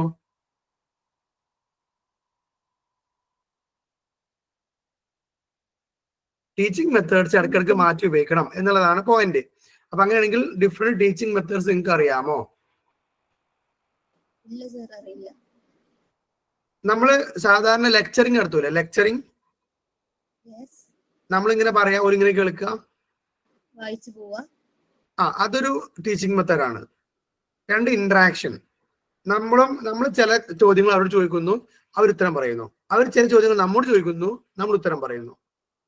Okay, group discussion. Discussion, group work or discussion. അതുപോലെ തന്നെ ഡിബേറ്റ്, സെമിനാറുകള്, അതുപോലെ തന്നെ റിസർച്ചുകൾ, ചെറിയ മിനി റിസർച്ചുകൾ അല്ലെങ്കിൽ പ്രോജക്റ്റ് വർക്കുകൾ, അതുപോലെ തന്നെ പിന്നെന്താണ് ഫീൽഡ് ട്രിപ്പോ. ഓക്കെ, സോ ഇങ്ങനെ ഒരുപാട് എന്തുണ്ട്, ടീച്ചിങ് മെത്തേഡ്സ് ഉണ്ട്. അതൊക്കെ ഉപയോഗിക്കണം, എങ്കിലാണ് ക്ലാസ്സിൽ കുട്ടികൾക്ക് താല്പര്യം ഉണ്ടാവുള്ളൂ എന്നാണ് പറഞ്ഞത്. ഓക്കെ, അപ്പൊ ഇത് മനസ്സിലായില്ലേ? Ways and means of securing better attention in the class ഉള്ളതിൽ 5 പോയിന്റ് പറഞ്ഞേ. ഇത് മനസ്സിലായിട്ടില്ലേ? നിങ്ങളല്ലേ ഈ സ്ക്രീനിൽ കാണുന്ന പോയിന്റുകൾ എഴുതിയെടുക്കാൻ വലിയ സമയം ചെലവാക്കണ്ട. ഞാൻ ഇങ്ങനെ തന്നെ അയച്ചുതരും. ഞാൻ എക്സ്ട്രാ പറഞ്ഞ സാധനങ്ങളില്ലേ നിങ്ങൾക്ക്, ഇപ്പൊ നമ്മൾ ഈ പറഞ്ഞ പോലെ ഇപ്പോ ഡിഫറെന്റ് ടീച്ചിങ് മെത്തേഡ്സ്, അതല്ലെങ്കിൽ ഇങ്ങനെ പറയുന്ന എക്സ്ട്രാ പറയുന്ന പോയിന്റുകൾ എഴുതിയെടുക്കണം കേട്ടോ. എക്സ്ട്രാ പറയുന്നതൊക്കെ നിങ്ങൾക്ക് ക്ലാസ് റൂം ഇംപ്ലിക്കേഷൻസ് ഉള്ളതായിരിക്കും, അഥവാ ക്ലാസ് റൂമിൽ പോയി അപ്ലൈ ചെയ്യാനുള്ളതായിരിക്കും. അത് നിങ്ങൾ ക്ലാസ്സിൽ അപ്ലൈ ചെയ്യാൻ ശ്രമിക്കും വേണം. അത് മാത്രമല്ല, അങ്ങനെ അപ്ലൈ ചെയ്തിട്ട് നിങ്ങൾക്ക് അതിനൊരു പോസിറ്റീവ് റിസൾട്ട് കിട്ടിയാൽ അത് നിങ്ങൾ ഷെയർ ചെയ്യും വേണം. നമ്മൾ ഗ്രൂപ്പിലോ ഒക്കെ ഷെയർ ചെയ്യും വേണം. ഞാൻ ഇങ്ങനെ ചെയ്തു സാർ, അപ്പൊ എനിക്ക് നന്നായി ഫീൽ ചെയ്തു എന്ന് പറയും വേണം. ഓക്കെ, കഴിഞ്ഞ ഒരു പ്രാവശ്യം ആരൊരാൾ പറയാൻ ഓർക്കുന്നുണ്ട്, നിങ്ങൾ പറഞ്ഞ ആ സ്ട്രാറ്റജി ഞാൻ ക്ലാസ്സിൽ ഉപയോഗിച്ചു, എനിക്ക് അടിപൊളിയായി എന്നൊക്കെ പറഞ്ഞു ഓർക്കുന്നുണ്ട്. അതേപോലെ ജസ്റ്റ് ഇപ്പൊ ക്ലാപ്പ് ആണെങ്കിൽ പോലും നിങ്ങൾ ട്രൈ ചെയ്തിട്ടില്ലെങ്കിൽ ട്രൈ ചെയ്യാം, എന്നിട്ട് അതിന്റെ എക്സ്പീരിയൻസ് ചെയ്യാം, എന്നിട്ട് നമ്മുടെ ഷെയർ ചെയ്യാം. ഓക്കെ, നമ്മൾ 2.6 പോവാണ്. സെൻസറി ഓർഗൻസ് ആൻഡ് സെൻസേഷൻ ആണ്. നിങ്ങൾക്കൊക്കെ സെൻസറി ഓർഗൻസ് ഉണ്ടോ? അതെ, 5 ഉണ്ട്. 5 ഉണ്ടോ? 5 ഞാൻ കേട്ടോട് വെച്ചേ, ഞാൻ 5 ഉണ്ടെന്ന് കേട്ടെ. നമ്മളെ കണാര തള്ളിയ മാതിരി. അപ്പൊ നിങ്ങൾ ഏതോ സെൻസറി ഓർഗനിന് പ്രശ്നമുണ്ടെന്ന് അതിന്റെ അർത്ഥം. അപ്പൊ എനിക്ക് 4 ഉള്ളൂ അല്ലേ?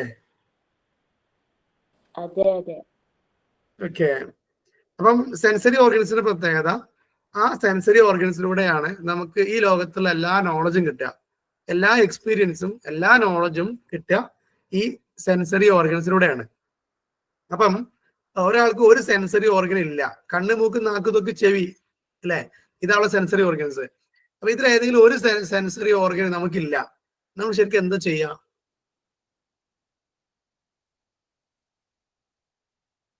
അതിൽ നിന്ന് കിട്ടുന്ന എക്സ്പീരിയൻസ് നമ്മൾ എന്ത് ചെയ്യും?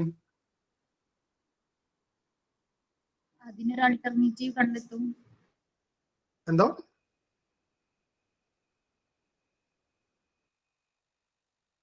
എന്ത് ചെയ്യും? നിങ്ങൾക്ക് കണ്ണില്ല, കണ്ടുകൊണ്ടുള്ള കാഴ്ചകൾ കിട്ടുന്നില്ലെങ്കിൽ എന്ത് ചെയ്യും?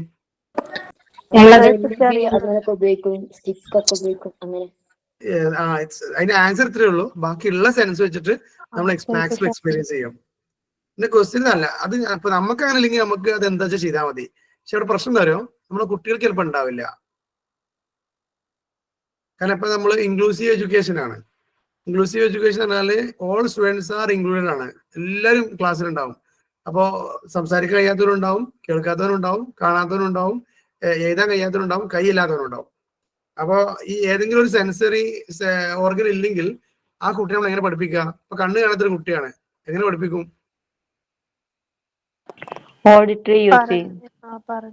സംഭവത്തിലുള്ളൂ. ആൻസർ സിമ്പിൾ ആണ്, ഞാൻ നേരത്തെ പറഞ്ഞ തന്നെ. ഏതിൽ ഒന്നിൽ വെക്കുകയാണെങ്കിൽ മറ്റുള്ളത് കുറച്ചും അധികം എക്സ്പീരിയൻസ് കൊടുക്കുക. ഓക്കെ, അതന്നെയാണ് ഇതിന്റെ ആൻസർ എന്ന് പറയുന്നത്. ഫൈൻ ആൻസർ അതാണ് കേട്ടോ. So sensory organs are the gate ways of human knowledge. നമുക്ക് എന്ത് അറിവുണ്ടെങ്കിലും അതൊക്കെ ഒന്നുകിൽ നമ്മൾ കണ്ട്, അല്ലെങ്കിൽ കേട്ട്, അല്ലെങ്കിൽ തൊട്ട്, അല്ലെങ്കിൽ രുചിച്ച്, അല്ലെങ്കിൽ ടേസ്റ്റ് ചെയ്ത് നമ്മൾ അറിഞ്ഞതായിരിക്കും എന്നുള്ളതാണ്. So we get the information and knowledge only through our sense organs. നമ്മൾ ഈ സെൻസറി ഓർഗൻസിനെ കുറിച്ച് പറഞ്ഞപ്പോഴാണ് ഒരു 4-5 കണ്ണോട്ടന്മാര് ആനയെ കാണാൻ പോയ കഥ പറഞ്ഞു. കൂടെയാണ് കേട്ടോ കഥ? സത്യം പറഞ്ഞോളേ. സത്യം കേട്ടിട്ടില്ല. എവിടെ എന്തോ കേട്ട് ഓർമ്മയുണ്ട്, പക്ഷെ കഥ എന്താണെന്നൊന്നും ഓർമ്മയില്ല. ഇല്ല. അപ്പൊ ഇത്രയേ ഉള്ളൂ. ഒരു അഞ്ചാള് തോന്നുന്നു, 5 കണ്ണോട്ടന്മാര് ഒരു ആനയെ കാണാൻ പോയി. ആനയെ കാണാൻ പോകുന്നവർക്ക് കണ്ണ് കാണൂലല്ലോ. അങ്ങനെ അവര് പോയി. അപ്പൊ ആനയെ പിന്നെ അവരെങ്ങനെ കാണുക? ഇത് ഞാൻ കേട്ടിട്ടുണ്ട്. ഒരാൾ പറയൂ പിന്നെ വാല് തൊട്ടവര് അതേപോലെ തുമ്പിക്കൈ തൊട്ടവര് പറയും വേറെന്തോ പോലെ ഉണ്ട്. ഞാൻ കേട്ടിട്ടുണ്ട്. വേറെന്തോ അങ്ങനല്ല, അഭിഷാദ് വേറെന്തോ പോലെ ഗുരുവായൂരിന്റെ ഞാൻ വീഡിയോ കേൾക്കാതെ അല്ലേ? ശരിയല്ല. സാർ മാഷ് പഠിച്ചതാണ്, ഹിന്ദിയില് പഠിച്ചിട്ടുണ്ടായിരുന്നു ഡിഗ്രിക്ക്. മാഷ് എന്തോ പറഞ്ഞേ? നമ്മൾ ഉസ്താദ് എന്തോ പറഞ്ഞല്ലോ. നമ്മുടെ അഭിഷാദ് ഗുരുവായൂരിന്റെ ക്ലാസ് ഉണ്ടായിരുന്നു, ഞാൻ ഇൻസ്റ്റയിൽ ഇങ്ങനെ കണ്ടിട്ടുണ്ടായിരുന്നു. ഓക്കെ, സംഭവം ഇത്രയേ ഉള്ളൂ. പിന്നെ നമ്മളെ ഉസ്താദ് എപ്പോഴെങ്കിലും വായ തുറക്കുള്ളൂ. നേരത്തെ ഈദുൽസിറാത്തുൽ മുസ്തഖീം പറഞ്ഞപ്പോ വന്നു പോയതാണ്.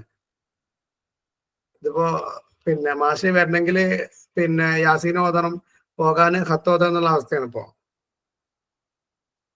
അപ്പം പിന്നെ ഇത്രയേ ഉള്ളൂ. 5 കണ്ണോട്ടന്മാര്, ദാറ്റ് മീൻസ് കണ്ണ് കാണാത്ത ആളുകള്. അവരെ നമ്മളെന്താ വിളിക്കുക? കണ്ണ് കാണാത്ത ആളെ നമ്മളെന്താ വിളിക്കുക?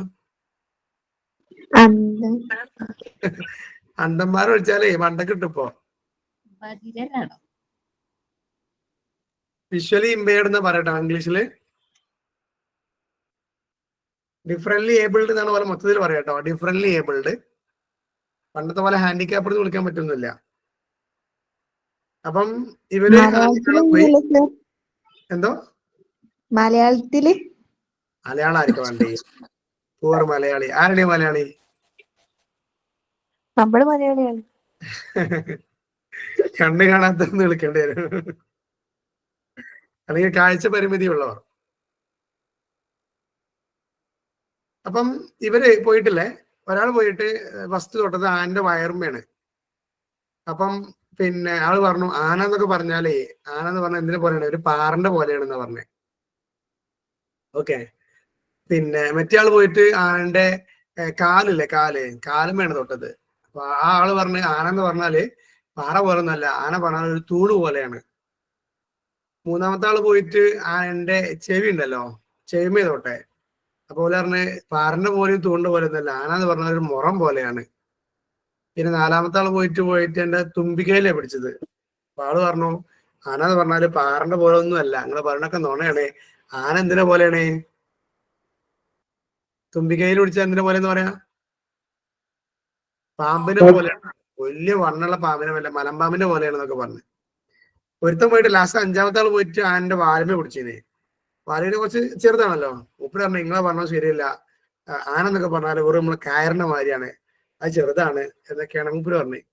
സോ ഇതാണ് 5 അന്ധന്മാര് ആനയെ കാണാൻ പോയ കഥ കേട്ടോ. കുട്ടികൾക്ക് പറഞ്ഞോണ്ടാ. ജില്ല മാറുന്നു, സാധനം മാറുന്നുണ്ട്. ഞങ്ങൾ ഇതൊന്നുമല്ല കേട്ടത്.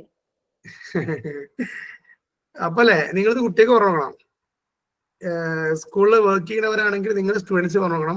അല്ലെങ്കിൽ നിങ്ങൾ ഉമ്മമാരാണെങ്കിൽ അമ്മമാരാണെങ്കിൽ നിങ്ങളെ വീട്ടിലെ കുട്ടികളും നാട്ടിലെ കുട്ടികളും പറഞ്ഞോക്കണം. ഓക്കെ. എത്ര പ്രാവശ്യം കഥ പറഞ്ഞോക്കെന്നാ പറഞ്ഞാന്? എല്ലാ ക്ലാസ്സിലും ഒരു തവണ മിനിമം പറയാണ് പറഞ്ഞിട്ടുണ്ട്.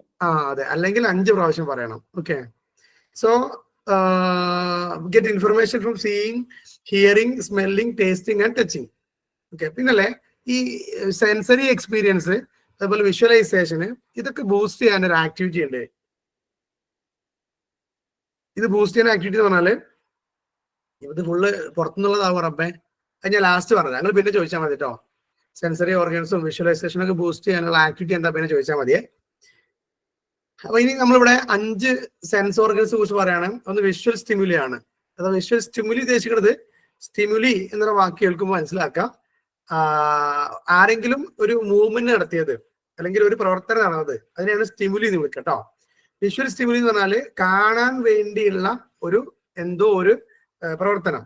അത് കണ്ണിലൂടെ വിഷ്വൽ സെൻസേഷൻ കിട്ടി, സീയിങ്, കാഴ്ച എന്നുള്ള ഒരു പ്രവർത്തനം നടക്കും.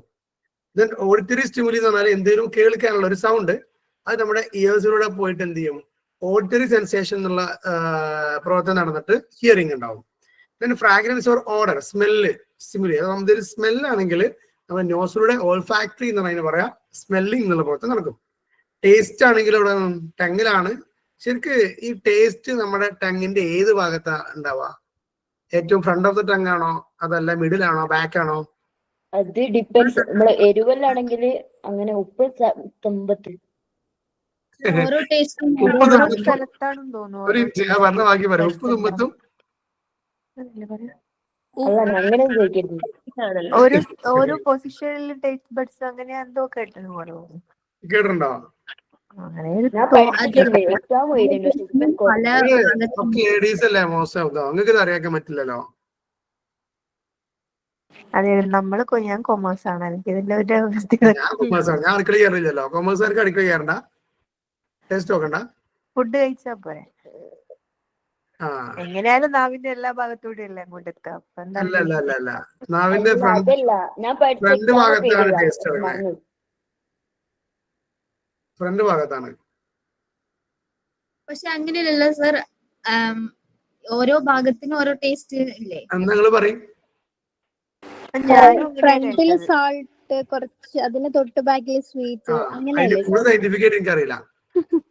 ഫ്രണ്ട് ഭാഗത്താണെന്നുള്ള കേട്ടാണ്, അതിന്റെ അപ്പുറത്തേക്ക് കൂടുതൽ എനിക്കറിയില്ല. ഞാൻ ഇവിടെ വായിച്ചിട്ടാണത്. അങ്ങനെയായിരുന്നു കയ്പും ഉണ്ടാവും, പഠിച്ചതായിട്ടൊരു ഓർമ്മ. ഇത് ഔട്ട് ഓഫ് സിലബസ് ആയതുകൊണ്ട് നമുക്ക് വല്ലാതെ ഫോക്കസ് ചെയ്യണ്ട അല്ലേ, നമുക്ക് അറിവ് കുറവായതുകൊണ്ടും. സോ പിന്നെ ടേസ്റ്റ്, പിന്നെ ജസ്റ്റുട്ടറി സെൻസേഷൻ, ടേസ്റ്റിങ്. അതുപോലെ ടാക്ടൈൽ എന്ന് പറഞ്ഞാൽ തൊടുക എന്നുള്ളതാണ്, സ്കിന്നാണ്. Tactile sensation and feeling of touch. ഇങ്ങനെ ഓൾറെഡി നമുക്ക് എല്ലാവർക്കും അറിയുന്നതാണ്, ജസ്റ്റ് ഇങ്ങനെ സിലബസിൽ ഉണ്ടായതുകൊണ്ട് പറഞ്ഞതാണ്. ദെൻ നമ്മളതിലെ സെൻസേഷൻ എന്നുള്ള ഒരു ടൈമിലേക്ക് പോകണം കേട്ടോ. സെൻസേഷൻ എന്ന് പറഞ്ഞാൽ ഈ സെൻസറി ഓർഗൻസിൽ നിന്നുള്ള നമ്മുടെ എക്സ്പീരിയൻസ് എന്നുള്ളതാണ് അർത്ഥമാക്കുന്നത്. അപ്പൊ ഈ വാക്ക് കേട്ടാൽ സെൻസേഷൻ, സെൻസസ് എന്നുള്ള സാധനം വേഗം ഓർക്കുക. Okay, it is immediate result of a sense organ being acted upon by appropriate stimuli. എന്തെങ്കിലും കണ്ടാൽ അതിനോട് നമ്മുടെ സെൻസ് ഓർഗൻസ് ആക്ട് ചെയ്യുന്നതിനെയാണ് സെൻസേഷൻ എന്ന് പറയാ. അഥവാ ഒരു തീ കണ്ടാൽ നമ്മൾ തൊടുമ്പോൾ നമുക്ക് മനസ്സിലായി ആ ചൂടാണ്, അല്ലെങ്കിൽ ഒരു ബാഡ് സ്മെൽ മനസ്സിലായി അത് ബാഡ് സ്മെല്ലാണ് എന്നുള്ള ഒരു എക്സ്റ്റേണൽ സ്റ്റിമുലിയോട് നമ്മുടെ സെൻസ് ഓർഗൻസ് പിന്നെ ആക്ട് ചെയ്യുമ്പോഴാണ് സെൻസേഷൻ ഉണ്ടാവുക. Okay, sense organs is equal to receptors. Receive ചെയ്യുന്ന ഓർഗൻസ് ആണ് receptors. Okay, receptive or receptors എന്നൊക്കെ പറയാം. Then qualitative differences experiences as to quantitative stimuli. അപ്പൊ ക്വാണ്ടിറ്റേറ്റീവ് സ്റ്റിമുലിന്ന് അപ്പൊ നമ്മളിപ്പോ ഒരാള് നമ്മളെ അടിച്ചു, എത്ര പ്രാവശ്യം അടിച്ചു, ക്വാണ്ടിറ്റേറ്റീവ് ആണ്. പക്ഷെ അതിന്റെ ആ അടിന്റെ ക്വാളിറ്റി എന്താന്നുള്ളത് നമുക്ക് മനസ്സിലാവും. അതേപോലെ തന്നെ നമ്മളിപ്പോ ഒരു ഫുഡ് ജസ്റ്റ് ഒരു പിന്നെ പുളി നമ്മുടെ നാവിൽ വെച്ചാല് ക്വാണ്ടിറ്റേറ്റീവ് സ്റ്റിമുലി നമുക്ക് എന്തുണ്ടാക്കാം, ക്വാളിറ്റേറ്റീവ് സ്റ്റിമുലി. അതിന്റെ ഒരു ക്വാളിറ്റി എന്താണെന്നുള്ളത് നമുക്ക് എക്സ്പീരിയൻസ് ചെയ്യാം. Then the stimuli are energy waves that produce an experience that is transformed by the sense organs. നമ്മൾ ഈ പുറമേയുള്ള സ്റ്റിമുലി, എല്ലാ സ്റ്റിമുലികളും നമ്മൾക്ക് ഓരോ എക്സ്പീരിയൻസസ് ആണ്. ആ എക്സ്പീരിയൻസസ് നമ്മൾ സെൻസ് ഓർഗൻസിലൂടെ പോയിട്ട് സെൻസേഷൻ സംഭവിച്ച് നമുക്ക് എന്ത് കിട്ടും, അതൊരു ഇൻഫർമേഷൻ ആയിട്ട് നമ്മൾ ട്രാൻസ്ഫോം ചെയ്യും. Okay, so sense organs into transformed by the sense organs into pulses of energy in the nervous system. അതെന്ത് ചെയ്യും, നമ്മുടെ നെർവസ് സിസ്റ്റത്തിലേക്ക് അതൊരു എനർജി ആയിട്ട് കൺവേർട്ട് ചെയ്യപ്പെടും. അപ്പം എക്സ്റ്റേണൽ ആയിട്ടുള്ള സ്റ്റിമുലി അവർ നമുക്ക് എന്ത് ചെയ്യും, ഒരു എക്സ്പീരിയൻസ് തരും. അത് നമ്മുടെ സെൻസ് ഓർഗൻസ് അത് നേരെ ഒരു എനർജി ആക്കിയിട്ട് നെർവസ് സിസ്റ്റത്തിന് കൊടുത്ത് അത് നമ്മൾ എക്സ്പീരിയൻസ് ചെയ്യും. അത് നമ്മളെ മൈൻഡിലും എവിടെ വെച്ചാൽ അത് സ്റ്റോർ ചെയ്യും എന്നുള്ളതാണ് ഈ ഒരു സെൻസേഷനിൽ നടക്കുന്ന പ്രവർത്തനം. അപ്പൊ സെൻസേഷൻ എന്തൊക്കെ വേണമെന്ന് വെച്ചാൽ ഒരു എക്സ്റ്റേണൽ സ്റ്റിമുലസ് വേണം, ഒരു സ്റ്റിമുലസ് വേണം, സെൻസ് ഓർഗൻസ് വേണം. ആ സെൻസ് ഓർഗൻസ് അത് കൃത്യമായി സെൻസ് ചെയ്യണം. സെൻസ് ചെയ്തിട്ട് അത് നമുക്കൊരു എക്സ്പീരിയൻസ് ആക്കിയിട്ട് തരണം. ദെൻ നെക്സ്റ്റ് ടേം, ഇത് ചെറിയ ചെറിയ ടേംസ് ആണ് കേട്ടോ. പെർസെപ്ഷൻ ആണ്, പെർസീവ് എന്നുള്ളതാണ്. നമ്മൾ നേരത്തെ പറഞ്ഞു സെൻസറി ഓർഗൻസ് ഒക്കെ റിസെപ്റ്റേഴ്സ് ആണ്. അവർ റിസീവ് ചെയ്ത സംഭവങ്ങളെയാണ് നമ്മളിൽ പെർസെപ്ഷന് വിധേയമാക്കപ്പെടുക. എന്താ വെച്ചാൽ it is A psychological process. നമ്മുടെ ഒരു മാനസികമായ പ്രവർത്തനമാണ് പെർസെപ്ഷൻ എന്ന് പറയുന്നത്. in which the sensory input received from the sense organs are processed. നമുക്ക് സെൻസ് ഓർഗൻസിലൂടെ കിട്ടിയ ആ ഡീറ്റെയിൽസിനെ പ്രോസസ് ചെയ്യണം. എന്താണ് എന്റെ ശരീരത്തിലേക്ക് വന്നത്, എന്ത് എക്സ്പീരിയൻസ് ആണ് എനിക്ക് കിട്ടിയത്, and organised and interpret based on the past experience of the organism. അപ്പൊ മുന്നേ ഞാൻ അനുഭവിച്ചതിൽ നിന്ന് ഇപ്പോൾ വന്ന ഈ ഒരു എക്സ്പീരിയൻസിന്റെ അവസ്ഥ എന്താണ്, കണക്ഷൻ എന്താണ് എന്നുള്ളത് കൃത്യമായി അതിനെ വിശകലനം ചെയ്ത് നമ്മുടെ ബോഡി മൈൻഡൊക്കെ എന്ത് ചെയ്യും അതിനെ കുറിച്ച് പഠിക്കണ അതാണ് പെർസെപ്ഷൻ എന്ന് പറയുന്നത്. It is the process of transforming sensory inputs to which we attend into organized impression that we experience. External സ്റ്റിമുലിനെ സെൻസറി ഓർഗൻസ് നമ്മുടെ ശരീരത്തിലേക്ക് കൊണ്ടുവന്നിട്ടാല് ആ കിട്ടിയ എക്സ്പീരിയൻസിനെ നമ്മുടെ ഇംപ്രഷൻ ആക്കി മാറ്റുക, നമ്മുടെ ഒരു എക്സ്പീരിയൻസ് ആക്കി മാറ്റുന്ന പ്രവർത്തനമാണ് പെർസെപ്ഷൻ എന്ന് പറയുന്നത്. അപ്പൊ അത് ഒരു സൈക്കോളജിക്കൽ പ്രോസസ് ആണ്. ജസ്റ്റ് നമ്മളൊന്ന് തൊട്ടിട്ട് അത് എന്തല്ല എന്നൊക്കെ നമ്മൾ കൃത്യമായിട്ട് അതിനെന്ത് ചെയ്യും, നമ്മുടെ സൈക്കോളജിക്കൽ പ്രോസസ് അല്ലെങ്കിൽ നമ്മുടെ തോട്ട് വെച്ചിട്ട് നമ്മുടെ എക്സ്പീരിയൻസ് വെച്ചിട്ട് നമ്മളത് അളക്കും. ഞാൻ അങ്ങോട്ട് ചോദിക്കട്ടെ, ഇപ്പോ നിങ്ങള് പിന്നെ ഒരു കുപ്പിയിൽ അല്ലെങ്കിൽ ഒരു ബോക്സിൽ ഞാനൊരു സാധനം വെച്ചിട്ടുണ്ട്. ഓക്കെ, ആ സാധനത്തിൽ നിങ്ങളോട് കണ്ണടച്ചിട്ട് അതിലേക്ക് തൊടാൻ പറയാണ്. ഞാൻ ആക്ച്വലി അതിൽ വെച്ചത് ഒരു പൂച്ചയാണ് സങ്കല്പിക്കുക. ഓക്കെ, ഒരു പൂച്ചക്കുട്ടി ഒരു ബോക്സിലാക്കി വെച്ചിരിക്കണം. നിങ്ങളോട് പതുക്കെ കഴിഞ്ഞാൽ തൊടാൻ പറഞ്ഞു. തൊട്ടിട്ട് നിങ്ങൾ പറയണം വാട്ട് ഈസ് ദാറ്റ്. അങ്ങനെ നിങ്ങളോട് പറയാൻ പറഞ്ഞിട്ട് നിങ്ങൾ അതിന് തൊട്ട് നോക്കുമ്പോൾ അതിന്റെ രോമവും അതിന്റെ മൂവ്മെന്റും ആ സോഫ്റ്റ് സ്കിന്നും ഒക്കെ കണ്ടിട്ട് നിങ്ങൾ ഒന്നുകിൽ പൂച്ചാന്നോ എലിന്നോ അത്തരത്തിലുള്ള എന്തെങ്കിലും വസ്തുവാണെന്ന് പറയൂലേ? പറയും. എങ്ങനെയാണ് പറയണത്?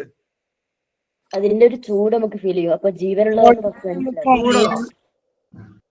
അതെ, ജീവനുള്ള ചൂടുണ്ടാവും. ആ, ഒരു ചൂടുണ്ടാവും. ജീവനുള്ള വസ്തുക്കളുടെ ഒരു ചൂട്. ഓക്കെ. പിന്നെ വേറെ എന്തൊക്കെയാ നമുക്കറിയാം? ഒരു പൂജ തൊട്ടാൽ എങ്ങനെയുള്ള നമുക്ക് പ്രീവിയസ് എക്സ്പീരിയൻസ് ഉണ്ടാവും ഇല്ലേ? അതല്ലെങ്കിൽ ഇപ്പോ ഒരു മാമ്പഴം വെച്ച് എന്നിട്ട് അത് ഐഡന്റിഫൈ ചെയ്യണമെങ്കിൽ അതിന്റെ ഷേപ്പും അതിന്റെ ഹാർഡ്നെസ്സും അതിന്റെ ആ ഒരു സൈസും ഒക്കെ നമുക്ക് എന്തുണ്ട്, പ്രീവിയസ് എക്സ്പീരിയൻസ് ഉണ്ട്. അപ്പൊ ഈ സെൻസറി ഓർഗൻസിലൂടെ നമ്മളിലേക്ക് വന്ന ആ ഒരു എക്സ്പീരിയൻസിനെ നമ്മൾ എന്ത് ചെയ്യും, നമ്മൾ സൈക്കോളജിക്കൽ മൈൻഡിലിട്ട് നമ്മളൊന്ന് ചിന്തിക്കും. എന്നിട്ട് it is A mango or it is A banana എന്നുള്ള നമ്മൾ ഐഡന്റിഫൈ ചെയ്യും. അവിടെ നടക്കുന്ന ആ പ്രശ്നം വിളിക്കുന്ന പേരാണ് perception. Okay, and it is a process of transforming sensory input into which perception is equal to sensation plus meaning interpretation. അല്ലെ, നമ്മൾ കൃത്യമായി ഇന്റർപ്രറ്റ് ചെയ്യും. ഞാൻ തൊട്ടത് ഇന്നതാണ് എന്ന് കൃത്യമായിട്ട് എന്ത് ചെയ്യും, ഇന്റർപ്രറ്റ് ചെയ്യും. ഈ ടി വിയിലൊക്കെ ഷോകൾ കാണാറുണ്ടല്ലോ, കണ്ണ് കെട്ടിയിട്ട് കുറെ ഭാര്യമാരും ഭർത്താക്കന്മാരും ഉണ്ടാവും. എന്നിട്ട് കൈ തൊട്ടിട്ട് തന്റെ ഭർത്താവ് ഏതാന്നൊക്കെ ഐഡന്റിഫൈ ചെയ്യണം. അങ്ങനെ ആരെയും കളിച്ചണോ? എന്തോ വീട്ടില് ഫംഗ്ഷനൊക്കെ അങ്ങനെ ഗെയിം വെച്ചിട്ടുണ്ട്. എന്നിട്ട് ഐഡന്റിഫൈ ചെയ്താ? ആ യെസ്, ജീവനുള്ള ഒബ്ജക്ട്സ് അങ്ങനെയൊന്നും ഉണ്ടായിരുന്നില്ല. ഫുള്ളും ഈ ബോക്സ് അങ്ങനെ എന്തൊക്കെയോ സാധനങ്ങളായിരുന്നു.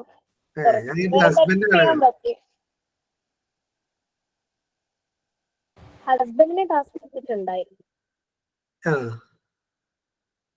ഓക്കെ, അപ്പൊ ഇനി കുട്ടികൾക്ക് എന്ത് ചെയ്യാം, അങ്ങനെ ഗെയിംസ് കൊടുക്കുക അവരുടെ പെർസെപ്ഷൻ എന്നുള്ള സ്കില്ല് വർദ്ധിക്കാൻ വേണ്ടിയിട്ട്.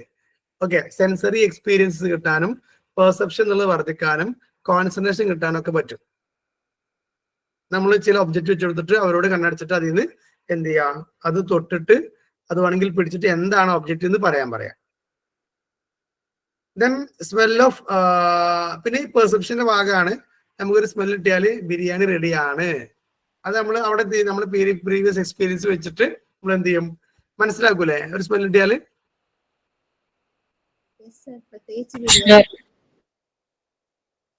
ഓക്കെ, അപ്പൊ ഇതിനാണ് പെർസെപ്ഷൻ എന്ന് പറയാം കേട്ടോ.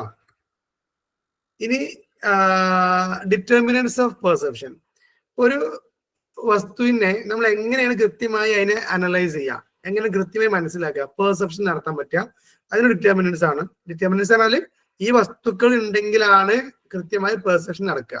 ഓക്കെ, ഈ ഒരു സംഭവങ്ങൾ ആക്ച്വലി നമ്മളെ ആ ഒരു പിന്നെ അറ്റൻഷൻ അതുമായി ബന്ധപ്പെട്ട അതുമായിട്ടൊക്കെ കണക്റ്റഡ് ആണ്. ഒന്ന് മെന്റൽ സെറ്റ് ആണ്. അപ്പൊ എന്താണ് ഈ ഞാനിപ്പോ എക്സ്പീരിയൻസ് ചെയ്തതെന്ന് ഞാനൊന്ന് ഐഡന്റിഫൈ ചെയ്യട്ടെ, അല്ലെങ്കിൽ അണ്ടർസ്റ്റാൻഡ് ചെയ്യട്ടെ, ഇന്റർപ്രറ്റ് ചെയ്യട്ടെ എന്നുള്ളൊരു മൈൻഡ് വേണം. എന്തെങ്കിലുമൊക്കെ കണ്ടോട്ടെ, എന്തെങ്കിലും കിട്ടിയോട്ടെ എന്നുള്ളൊരു മാനസികാവസ്ഥയാണെങ്കിൽ അവിടെ പെർസെപ്ഷൻ ഉണ്ടാവില്ല. രണ്ട് കോൺസെപ്റ്റ് ഡീറ്റെയിൽസിൽ അസോസിയേറ്റ് വിത്ത് സെൻസറി ഇൻപുട്ട്. ഈ കോൺസെപ്റ്റുമായിട്ട് നമുക്ക് മുന്നേ എന്തെങ്കിലും ഒരു എക്സ്പീരിയൻസ് വേണം. ഇപ്പോ ഞാൻ ചോദിക്കട്ടെ, നിങ്ങള് പിന്നെ ഇപ്പൊ ക്യാമൽ ഒട്ടകത്തെ തൊട്ടുക്കണം. അതെ. ഒട്ടകത്തിന് പോയി തൊട്ടോ? വേണ്ട, കരടിനെ തൊട്ടുകണോ? അയ്യപ്പോൾ ഒട്ടകത്തിന് അവിടെ പോയത്? രാജസ്ഥാൻ. ഞങ്ങളുടെ സ്കൂളിലുണ്ടായിരുന്നു സർ. പോയ സമയത്ത് ഡെസേർട്ട് സഫാരിക്ക് പോയ സമയം തൊട്ടായിരുന്നു. ഓക്കെ, ഇപ്പൊ വലിയ സംഭവം തന്നെ. ഞങ്ങളെ മിനിയൂട്ടിയിലൊക്കെ ഉണ്ട് ഒട്ടകം. ഞങ്ങളുടെ സ്കൂളിലുണ്ടായിരുന്നു സർ. ഓ, ഇവിടെ ആരും വീട്ടിലില്ലല്ലോ. ഇല്ല, ഞങ്ങളുടെ MD-ക്ക് ക്രേസ് ഉണ്ടായിരുന്നു. ഓക്കെ, ഞങ്ങളെ മിനിയൂട്ടി വന്നോ ആരെങ്കിലും? ഞാൻ വർക്ക് ചെയ്യുന്ന ഒരു സ്ഥാപനം മിനിയൂട്ടിയിലാണ്, കൊണ്ടോട്ടി. റീൽസ് കണ്ടിട്ട് വരാൻ തോന്നില്ല. ഞങ്ങൾ വരാൻ പ്ലാൻ ഒക്കെ ചെയ്തിരുന്നു. അപ്പൊ ഓക്കെ, മിനിയൂട്ടി എന്നുള്ള ഒരു വളരെ സുന്ദരമായ പ്ലേസ് ഉണ്ട്. അപ്പൊ അവിടെ ഒട്ടകം ഉണ്ട് കേട്ടോ. യെസ്. അപ്പം അപ്പൊ ഈ ഇപ്പോ നിങ്ങളിപ്പോ ഇതിന് തൊട്ടിട്ടില്ല എന്ന് പറഞ്ഞില്ലേ, അതിനെ കരടിനെ തൊടാത്തതുകൊണ്ട് നിങ്ങൾക്ക് ഒരു പെട്ടിയിൽ എന്തെങ്കിലും തന്നാല് ഇത് കരടിയാണ് എന്ന് പറയാനുള്ള സാധ്യത കുറവാണ്. കാരണം നമുക്ക് അതിന് തൊട്ട് എക്സ്പീരിയൻസ് ഇല്ലാത്തതുകൊണ്ട് കൃത്യമായിട്ട് നമുക്ക് അതിനെ പറയാനുള്ള സാധ്യത കുറവാണ്. ഓക്കെ, നമുക്ക് പ്രീവിയസ് എക്സ്പീരിയൻസ് നിർബന്ധമാണ് എന്നാണ് പറയുന്നത്. ദെൻ ആറ്റിറ്റ്യൂഡ്, നമുക്ക് നല്ലൊരു മനോഭാവം വേണം. ദെൻ ഓൺ ഗോയിങ് നീഡ്സ്, നമുക്കൊരു ആവശ്യം വേണം, ഇൻട്രസ്റ്റ് വേണം. സജഷൻസ്, നമുക്ക് വ്യത്യസ്തമായ സജഷൻസ് ഉണ്ടാവണം. And expectation. അപ്പൊ ഈ എന്തെങ്കിലും ഒന്ന് എക്സ്പെക്ട് ചെയ്യണം. നമ്മൾ അന്നതായിരിക്കാം എന്നുള്ള എക്സ്പെക്ടേഷൻ ഉണ്ടെങ്കിലും, ഡിഫറെന്റ് സജഷൻസ് ഉണ്ടെങ്കിലും, ഇൻട്രസ്റ്റ് ഉണ്ടെങ്കിലും, need, attitude, previous experience, mental set, ഇതൊക്കെ ഉണ്ടെങ്കിൽ പെർസെപ്ഷൻ നടക്കുള്ളൂ എന്നാണ് പറയുന്നത്. ഓക്കെ, ശരിയല്ലേ അതൊക്കെ? ഓക്കെ, ഇവിടെ perception is equal to external object and subjective interpretation. ഒന്നൊരു എക്സ്റ്റേണൽ ഒബ്ജക്ട് ഉണ്ടാവും. നമ്മൾ ആ പെട്ടിയിൽ സാധനം വെക്കുകയാണെങ്കിൽ പെട്ടിയിൽ വെച്ച പൂച്ച, അത് എക്സ്റ്റേണൽ ഒബ്ജക്റ്റ് ആണ്. രണ്ട്, സബ്ജക്റ്റീവ് ഇന്റർപ്രിട്ടേഷൻ. ഇത് തൊടുന്ന ആള് ഒരു വ്യാഖ്യാനം, ഒരു ഇന്റർപ്രിട്ടേഷൻ നടത്തും. ഇത് പൂച്ചയാകാം, അല്ലെങ്കിൽ മുയലാവാം, അതല്ലെങ്കിൽ ഇതൊരു തവളയാകാം എന്നുള്ളൊരു സബ്ജക്റ്റീവായ ഇന്റർപ്രിട്ടേഷൻ ഉണ്ടാവും. പിന്നെ ഇതില് ഗാർഡനർ മുർഫി എന്ന് പറഞ്ഞ ഒരാള് 4 ഫാക്ടേഴ്സ് ഓഫ് പെർസെപ്ഷൻ പറഞ്ഞിട്ടുണ്ട്. ഒരു ചെറിയ പോയിന്റ് ആയിട്ട് മാത്രം പറഞ്ഞുള്ളൂ കേട്ടോ, ഒരു വിശദീകരിക്കാനൊന്നുമില്ല. ഒന്ന് സെൻസേഷൻ ആണ്. അഥവാ പെർസെപ്ഷൻ ഉണ്ടാവണമെങ്കിൽ ആദ്യം സെൻസേഷൻ ഉണ്ടാവണം. ഓക്കെ, അങ്ങനെ തന്നെ അല്ലേ? കാരണം സെൻസ് ഓർഗൻസിലൂടെ ഈ സാധനങ്ങൾ വരണല്ലോ. എന്നിങ്ങനെയാണ് പിന്നീട് നമ്മളെ സൈക്കോളജിക്കൽ ഫാക്ടേഴ്സ് ഒക്കെ കണക്ട് ചെയ്തിട്ട് ഇതിന് പറയാൻ പറ്റുള്ളൂ. അതുപോലെ നെർവസ് സ്ട്രക്ചർ സെൻസിറ്റീവ് ആകണമെന്നാണ്. To differentiate natural understanding of the sensation. നമ്മുടെ നെർവസ് സ്ട്രക്ചർ, നമ്മുടെ ബോഡി, നമ്മുടെ നെർവസ് സിസ്റ്റം, അതൊക്കെ കൃത്യമാവണം. അവർ പ്രീവിയസ് എക്സ്പീരിയൻസ് നിർബന്ധമാണ്. മെന്റൽ സെറ്റ് നിർബന്ധമാണ്. അപ്പോൾ നല്ല ഒരു മൈൻഡ് ഉണ്ടെങ്കിൽ പ്രീവിയസ് എക്സ്പീരിയൻസ്, നെർവസ് സിസ്റ്റം അല്ലെങ്കിൽ സെറ്റപ്പ് ആൻഡ് സെൻസേഷൻ, ഇതൊക്കെ ഉണ്ടെങ്കിലുള്ളൂ കൃത്യമായ പെർസെപ്ഷൻ നടക്കുള്ളൂ എന്നാണ് പറഞ്ഞു വെച്ചത്. അപ്പം നമ്മളിപ്പോ ലാസ്റ്റ് 2 ടേംസ് കണ്ടത് സെൻസേഷനും പെർസെപ്ഷനാണ്. ഈ രണ്ടും തമ്മിലുള്ള ഡിഫറൻസുകൾ ആർക്കെങ്കിലും പറയാൻ പറ്റുമോ? സെൻസേഷനും പെർസെപ്ഷനും തമ്മിലുള്ള ഡിഫറൻസ്? സെൻസേഷൻ വെച്ചാല് നമ്മൾ എന്താണോ നമുക്ക് കിട്ടിയത് നമ്മളൊന്നും അനലൈസ് ചെയ്തിട്ടില്ല, ജസ്റ്റ് കിട്ടിയ മാത്രം. മറ്റേ സാധനം വെച്ചാല് നമ്മൾ അനലൈസ് ചെയ്ത് നമ്മളെ പ്രീവിയസ് എക്സ്പീരിയൻസ് വെച്ചിട്ട് കമ്പയർ ചെയ്തിട്ട് ലാസ്റ്റ് ഒരു ഔട്ട്കം ഉണ്ടാക്കൂലേ. ഫാത്തിമ. ഓക്കെ, ഫാത്തിമ, ഈ റെക്കോർഡ് ക്ലാസ്സിൽ കാണുമ്പോഴേ ഞങ്ങളുടെ ക്ലാസ്സിൽ ഫാത്തിമ ഉണ്ടായിന്. ഫാത്തിമ ഭയങ്കര ആൻസർ ഒക്കെ പറയുന്ന ആളാണ് എന്നൊക്കെ ഇങ്ങനെ വരും കേട്ടോ. അത് വല്ലപ്പോഴും കിട്ടുന്ന അവസരമാണ് മാക്സിമം യൂസ് ചെയ്യാൻ. മാക്സിമം യൂട്ടിലൈസേഷൻ ഓഫ് റബ്ബെ അതൊന്നും അറിയില്ല. Maximum available resources. ഒരു കോമേഴ്സുകാർ വന്നിങ്ങനെ റബ്ബേ, അനങ്ങിയ കോമേഴ്സ്. നമുക്കിപ്പോ അതല്ലേ ചെയ്യാൻ പറ്റൂ.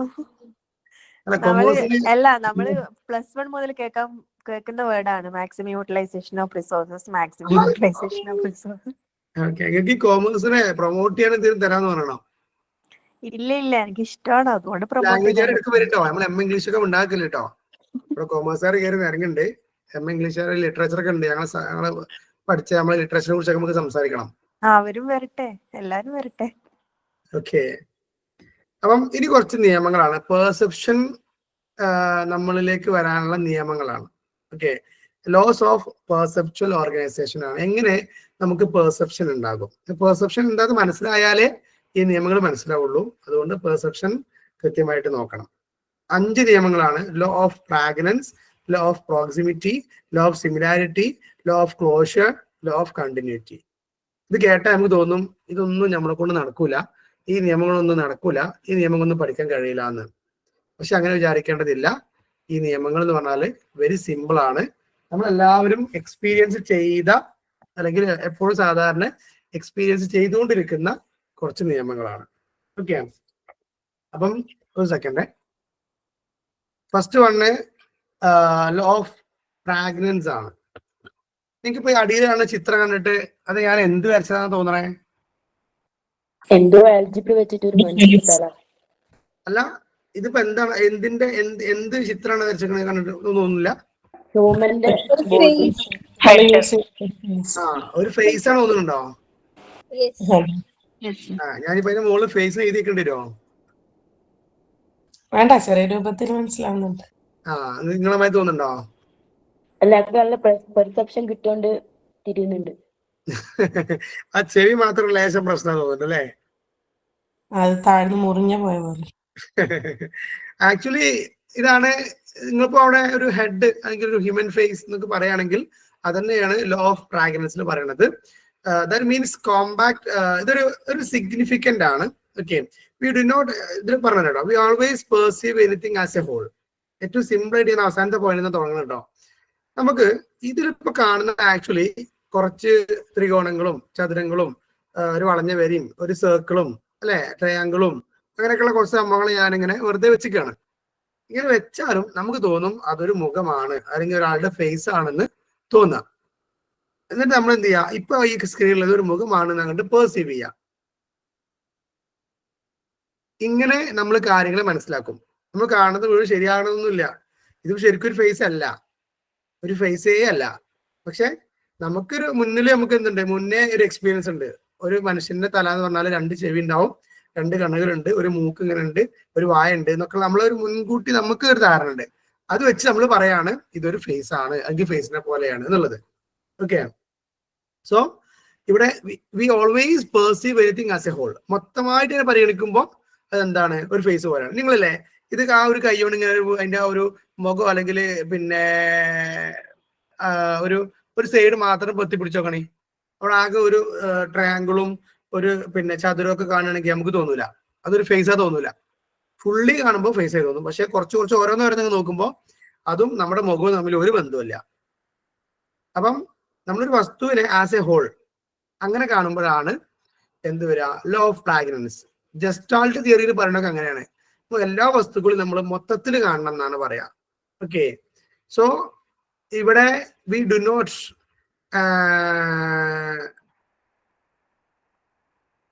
എന്തോ പ്രശ്നമുണ്ട്. Different sensation proceed and editing as to get the meaning interpretation of the object perceived. Actually ഇത്ര പറയണത്, നമ്മൾ കണ്ട ഒബ്ജക്റ്റിനെ നമ്മളൊരു മീനിങ് ഫുൾ ഇന്റർപ്രിട്ടേഷൻ ആക്കുന്ന പ്രോസസ്സാണ് ഇവിടെ നടക്കുന്നത്. ഓക്കെ, നമ്മൾ എന്താണോ കണ്ടത് ആ കണ്ട സെൻസറി എക്സ്പീരിയൻസിനെ ആസ് എ ഹോൾ പരിഗണിച്ചിട്ട് നമ്മൾ എന്ത് ചെയ്യും, ഒരു മീനിങ് ഫുൾ ഇന്റർപ്രിട്ടേഷൻ അതിന് കൊടുക്കുക. അതൊരു മീനിങ് കണ്ടെത്തുന്ന പ്രോസസ്സാണ് ആക്ച്വലി ലോ ഓഫ് ഫ്രാഗ്രൻസ് എന്ന് പറയുന്നത്. അപ്പോൾ ചില കാര്യങ്ങൾ നമ്മൾ അങ്ങനെയാണ് മനസ്സിലാക്കുന്നത്. ഇനി രണ്ടാമത്തിലേക്ക് പോകുമ്പോ ഇപ്പൊ അവിടെ കാണുന്ന ഒരു 3 വര ഉണ്ടോ? 3 വരകൾ ഉണ്ടാവും. ക്രിക്കറ്റിന്റെ പിച്ചുകൾ ഇവിടെ 3 വരകളുണ്ട്, 3 ലൈൻ ഇല്ലേ? ഇവിടെ ശരിക്കും 2-3 ഗ്രൂപ്പ് ഓഫ് ഈ ഒരു മീറ്റർ മാറി അല്ലെങ്കിൽ ഒരു 10 സെന്റിമീറ്റർ മാറി വീണ്ടും ഒരു 3 വര ഇട്ടു, പിന്നെ ഒരു 10 സെന്റിമീറ്റർ മാറി 3 വര ഇട്ടാണെങ്കിൽ നമുക്ക് തോന്നും ഇതൊരു ഗ്രൂപ്പ്, ഇത് രണ്ടാമത്തെ ഗ്രൂപ്പ്, ഇത് മൂന്നാമത്തെ ഗ്രൂപ്പ്, അങ്ങനെ നമുക്ക് ഫീൽ ചെയ്യും. ഓക്കെ, അതാണ് ലോ ഓഫ് പ്രോക്സിമിറ്റി എന്ന് പറയുന്നത്. ഈ perceive all closely situated located things as A group. നിങ്ങളല്ലേ ഒരു ഉദാഹരണം പറയാം. ക്ലാസ്സിൽ ഏറ്റവും മുന്നിലൊരു 3 കുട്ടികൾ ഇരിക്കുന്നുണ്ട്, പിന്നെ ഏറ്റവും ബാക്കിൽ ഒരു 6 കുട്ടികൾ ഇരിക്കുന്നുണ്ട്. നമുക്ക് തോന്നും മുന്നത്തെ 3 ഒരു ഗ്രൂപ്പായിട്ട് ഇരിക്കുകയാണ്, ബാക്കത്തെ 6 പേര് വേറെ ഗ്രൂപ്പായിട്ട് ഇരിക്കുകയാണെന്നൊക്കെ നമുക്ക് തോന്നാം. ചിലപ്പോൾ അവർ വെറുതെ വന്നിരുന്നപ്പോൾ ആക്സിഡന്റലി അങ്ങനെ ആയതായിരിക്കും. അപ്പോൾ അടുത്തടുത്ത് കണ്ടാല് അത് നമ്മൾ അവരുടെ ഗ്രൂപ്പ് ആണ് എന്ന് അങ്ങോട്ട് നമ്മൾ മനസ്സിലാക്കേണ്ടതാണ് ലോ ഓഫ് പ്രോക്സിമിറ്റി എന്ന് പറയുന്നത്. ഇവിടെ ഒരു ഗ്രൂപ്പ് മാത്രമേ കൊടുത്തിട്ടുള്ളൂ, ഇതേപോലെ വേറെ ഗ്രൂപ്പ് കിട്ടാനാണത് പൂർത്തിയാവുക. ഇനി 3 ലോ ഓഫ് നിയർനെസ് ആണ്. വെർഥൈമർ പറഞ്ഞ ഒരു റൂൾ ആണ്. Other things being equal, the stimuli that are similar will have a great tendency to be grouped as a single unit. ഇപ്പോ ഒരേപോലെയുള്ള അടുത്തടുത്ത്, ഇപ്പൊ ഇതിങ്ങനെ കണ്ടാല് ഒരു ലൈന് പോലെ ഒരാളിങ്ങനെ ക്യൂ നിൽക്കണ പോലെ, അല്ലെങ്കിൽ 3 ആളുകൾ ഒരേപോലെ നിൽക്കണ പോലെ ഒക്കെ തോന്നും. ഒരു ഗ്രൂപ്പായിട്ട് ഇങ്ങനെ ഒപ്പം നിൽക്കുകയാണെന്നൊക്കെ തോന്നുന്ന പോലെ അങ്ങനെ ഒരു പെർസെപ്ഷൻ. ഇങ്ങനെ അടുത്തടുത്തുള്ള വസ്തുക്കളെ ഗ്രൂപ്പായിട്ട് നമുക്കൊരു ഏകദേശം പറ്റിയിട്ട് അതേപോലെ തന്നെയാണ് വരേണ്ടത്. അടുത്തടുത്തുള്ള വസ്തുക്കളെ ഗ്രൂപ്പായിട്ട് നമുക്ക് ഫീൽ ചെയ്യാം. ഒരേ സ്റ്റിമുലികളെ, സിമിലർ സ്റ്റിമുലുകൾ വന്നാല് നമ്മൾ അവരൊരു ഗ്രൂപ്പാണ് എന്നുള്ള നമുക്ക് തോന്നാം. ഒരേപോലെ കണ്ടാൽ, ഒരേ നാച്ചുറൽ ആയിട്ട് കണ്ടാൽ അവരൊക്കെ ഒരുപോലെയാണ് എന്നുള്ളൊരു തോന്നൽ നമുക്ക് വരാം. അതാണ് ലോ ഓഫ് നിയർനെസ്. അഥവാ നിയർലി സെയിം ആയ വസ്തുക്കളെ കണ്ടാൽ നമുക്ക് അവരൊക്കെ ഒന്ന് തന്നെയാണ് എന്നുള്ളൊരു തോന്നൽ വരിക. Then law of closure. The law indicates that closed or complete the figure. താഴത്തെ ഫിഗർ കൊടുത്താണ്. താഴത്ത് നിങ്ങളൊരു 3 വരകൾ കാണില്ലേ? അത് വലിയ കളറൊന്നുമില്ല, കട്ടിയൊന്നുമില്ല. കാണുന്നുണ്ടോ? ഓക്കെ, അതിനെ കണ്ടാലേ നമുക്ക് ഏത് ഷേപ്പാ തോന്നണത്? ഒരു ട്രയാങ്കിൾ പോലെ തോന്നുന്നു. ആക്ച്വലി ഇത് ട്രയാങ്കിൾ അല്ല, അതിന്റെ എല്ലാ അറ്റങ്ങളും കണക്റ്റഡ് ഒന്നും അല്ല, ജോയിന്റഡ് അല്ല. പക്ഷെ നമുക്ക് അങ്ങനെ തോന്നും. അടുത്തടുത്ത് ഒരു ക്ലോസ്നെസ്, അത് തമ്മിലൊരു ബന്ധം, അല്ലെങ്കിൽ അങ്ങനെ അടുത്ത് കണ്ടാൽ നമുക്ക് അതൊരു ആക്ച്വലി ഇത് ഇൻകംപ്ലീറ്റ് ആണ്. പക്ഷെ ഇൻകംപ്ലീറ്റ് ആണെങ്കിലും നമുക്കതൊരു ക്ലോസ്ഡ് ഫിഗർ ആയിട്ട് തോന്നാം. ഓക്കെ, ഇപ്പൊ നമ്മളിങ്ങനെ ഡോട്ട്സ് ഇട്ടിട്ട് ഇങ്ങനെ സർക്കിൾ വരച്ചാൽ നമുക്കത് സർക്കിളായി തോന്നും. പക്ഷെ കുറെ ഡോട്ട്സ് മാത്രമേ ഉണ്ടാവുള്ളൂ, പക്ഷെ നമുക്ക് തോന്നും അതൊരു സർക്കിൾ ആണ് എന്ന്. അതേപോലെ എന്ത് ചെയ്യാ, നമ്മൾ ഒരു വലിയ വര ഡോട്ട്സ് ഇട്ടിട്ട് ഇങ്ങനെ വരച്ചാൽ നമുക്ക് അതൊരു ഒറ്റ സിംഗിൾ ലൈൻ ആയിട്ട് തോന്നുക. ഇങ്ങനെ ഇവിടെ ഉദ്ദേശിക്കുന്നത് ഇങ്ങനെയാണ്, that are more stable than incomplete or unclosed figure, hence our mind fill up the gap.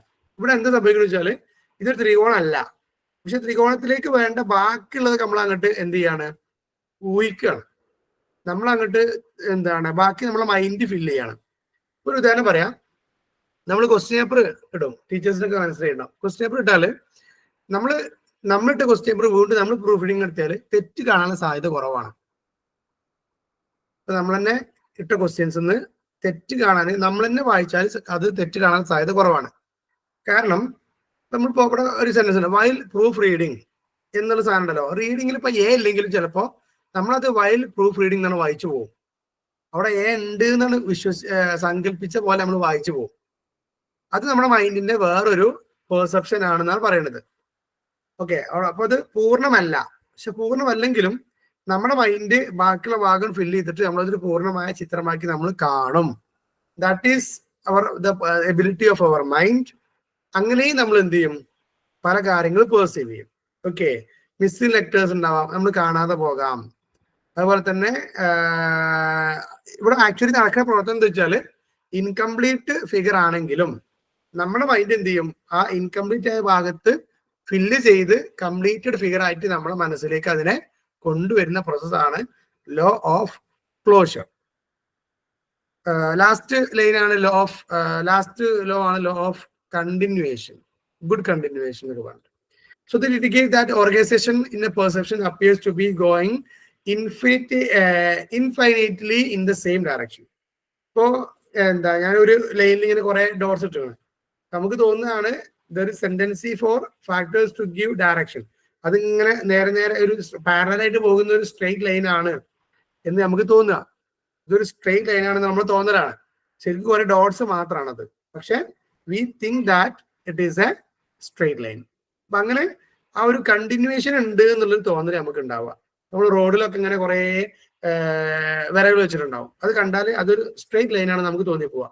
Actually കുറെ ചെറിയ ലൈനുകൾ മാത്രം, ചെറിയ വരകൾ മാത്രം അവിടെ ഇട്ടിട്ടുണ്ടാവുള്ളൂ. എങ്കിലും അതൊരു തുടർച്ചയാണ്, കണ്ടിന്യൂവേഷൻ ആണ് എന്ന് തോന്നുന്നതാണ് ലോ ഓഫ് ഗുഡ് കണ്ടിന്യൂവേഷൻ എന്ന് പറയുന്നത്. സമയമായിട്ടുണ്ട് അല്ലേ? എന്തുമായിട്ടുണ്ട്. സോ ഇനി നമുക്ക് ഇതിൽ പറയാനുള്ളത് എറേഴ്സ് ഇൻ പെർസെപ്ഷൻ ആണ് ഒന്ന്. പിന്നെ അതിൽ ഹാലൂസിനേഷന്, ഇതിനു മുമ്പ് ഇല്യൂഷൻ ആൻഡ് ഹാലൂസിനേഷൻ, അതേപോലെ memory, kinds of memory, short time, long time, factors affecting, ഇങ്ങനെ കുറച്ച് കാര്യങ്ങൾ കൂടി ഉണ്ട്. അത് എന്നാലും നമുക്ക് അടുത്തൊരു ക്ലാസ്സിൽ നമുക്ക് എന്ത് ചെയ്യാം, ബാക്കി കാര്യങ്ങൾ എടുക്കാം. അപ്പൊ ഇന്ന് നമ്മൾ എന്തൊക്കെയാ പറഞ്ഞെന്നുള്ള ജസ്റ്റ് ഒന്ന് ഓടിച്ചൊരു വിടലാണ്. ഇവിടുന്നാണ് ലാസ്റ്റ് ക്ലാസ് നമ്മൾ അവസാനിപ്പിച്ചത്. ഡിറ്റർമിനൻസ് ഓഫ് അറ്റൻഷൻ ആയിരുന്നു. Factors determine the process of attention. 2 factors ആണ് ആദ്യം പറഞ്ഞത്. അതിനുശേഷം എക്സ്റ്റേണൽ ഫാക്ടേഴ്സിന്റെ അറ്റൻഷനെ ബാധിക്കുന്ന എക്സ്റ്റേണൽ ഫാക്ടേഴ്സ് അതൊരു 8 എണ്ണം പറഞ്ഞു. അത് കഴിഞ്ഞാൽ ഇന്റേണൽ ഫാക്ടേഴ്സ് 4 എണ്ണം പറഞ്ഞു. ദെൻ എങ്ങനെയാണ് നമ്മൾ ക്ലാസ് റൂമിൽ അറ്റൻഷൻ കൊണ്ടുവരാം അതിനുള്ള 5 മാർഗങ്ങൾ പറഞ്ഞു. അത് കഴിഞ്ഞിട്ട് സെൻസറി ഓർഗൻസിനെ കുറിച്ചിട്ടും സെൻസേഷനെ കുറിച്ചാണ് പറഞ്ഞത്. സെൻസറി ഓർഗൻസിനെ കുറിച്ച് പറഞ്ഞു. ദെൻ സെൻസേഷൻ എന്താന്ന് പറഞ്ഞു. ദെൻ പെർസെപ്ഷൻ എന്താന്ന് പറഞ്ഞു. ഓക്കെ, സോ ഈ പെർസെപ്ഷൻ എന്താന്ന് പറഞ്ഞതിന് ശേഷം അത് മനസ്സിലാക്കിയിട്ടാണ് ഡിറ്റർമിനൻസ് ഓഫ് പെർസെപ്ഷൻ എന്നുള്ള ഈ ഒരു 6-7 ഡിറ്റർമിനൻസ് പറഞ്ഞത്. അതിനുശേഷം ചില ലോസ് ആണ്, 5 നിയമങ്ങളാണ് പെർസെപ്ഷനെ പറഞ്ഞത്. Law of pragnanz, law of proximity, law of similarity, law of closure and law of continuity. Okay, ഇനി അടുത്ത ക്ലാസ്സിൽ നമ്മൾ മറ്റൊരു ടോപ്പിക്കുമായിട്ട് കാണും.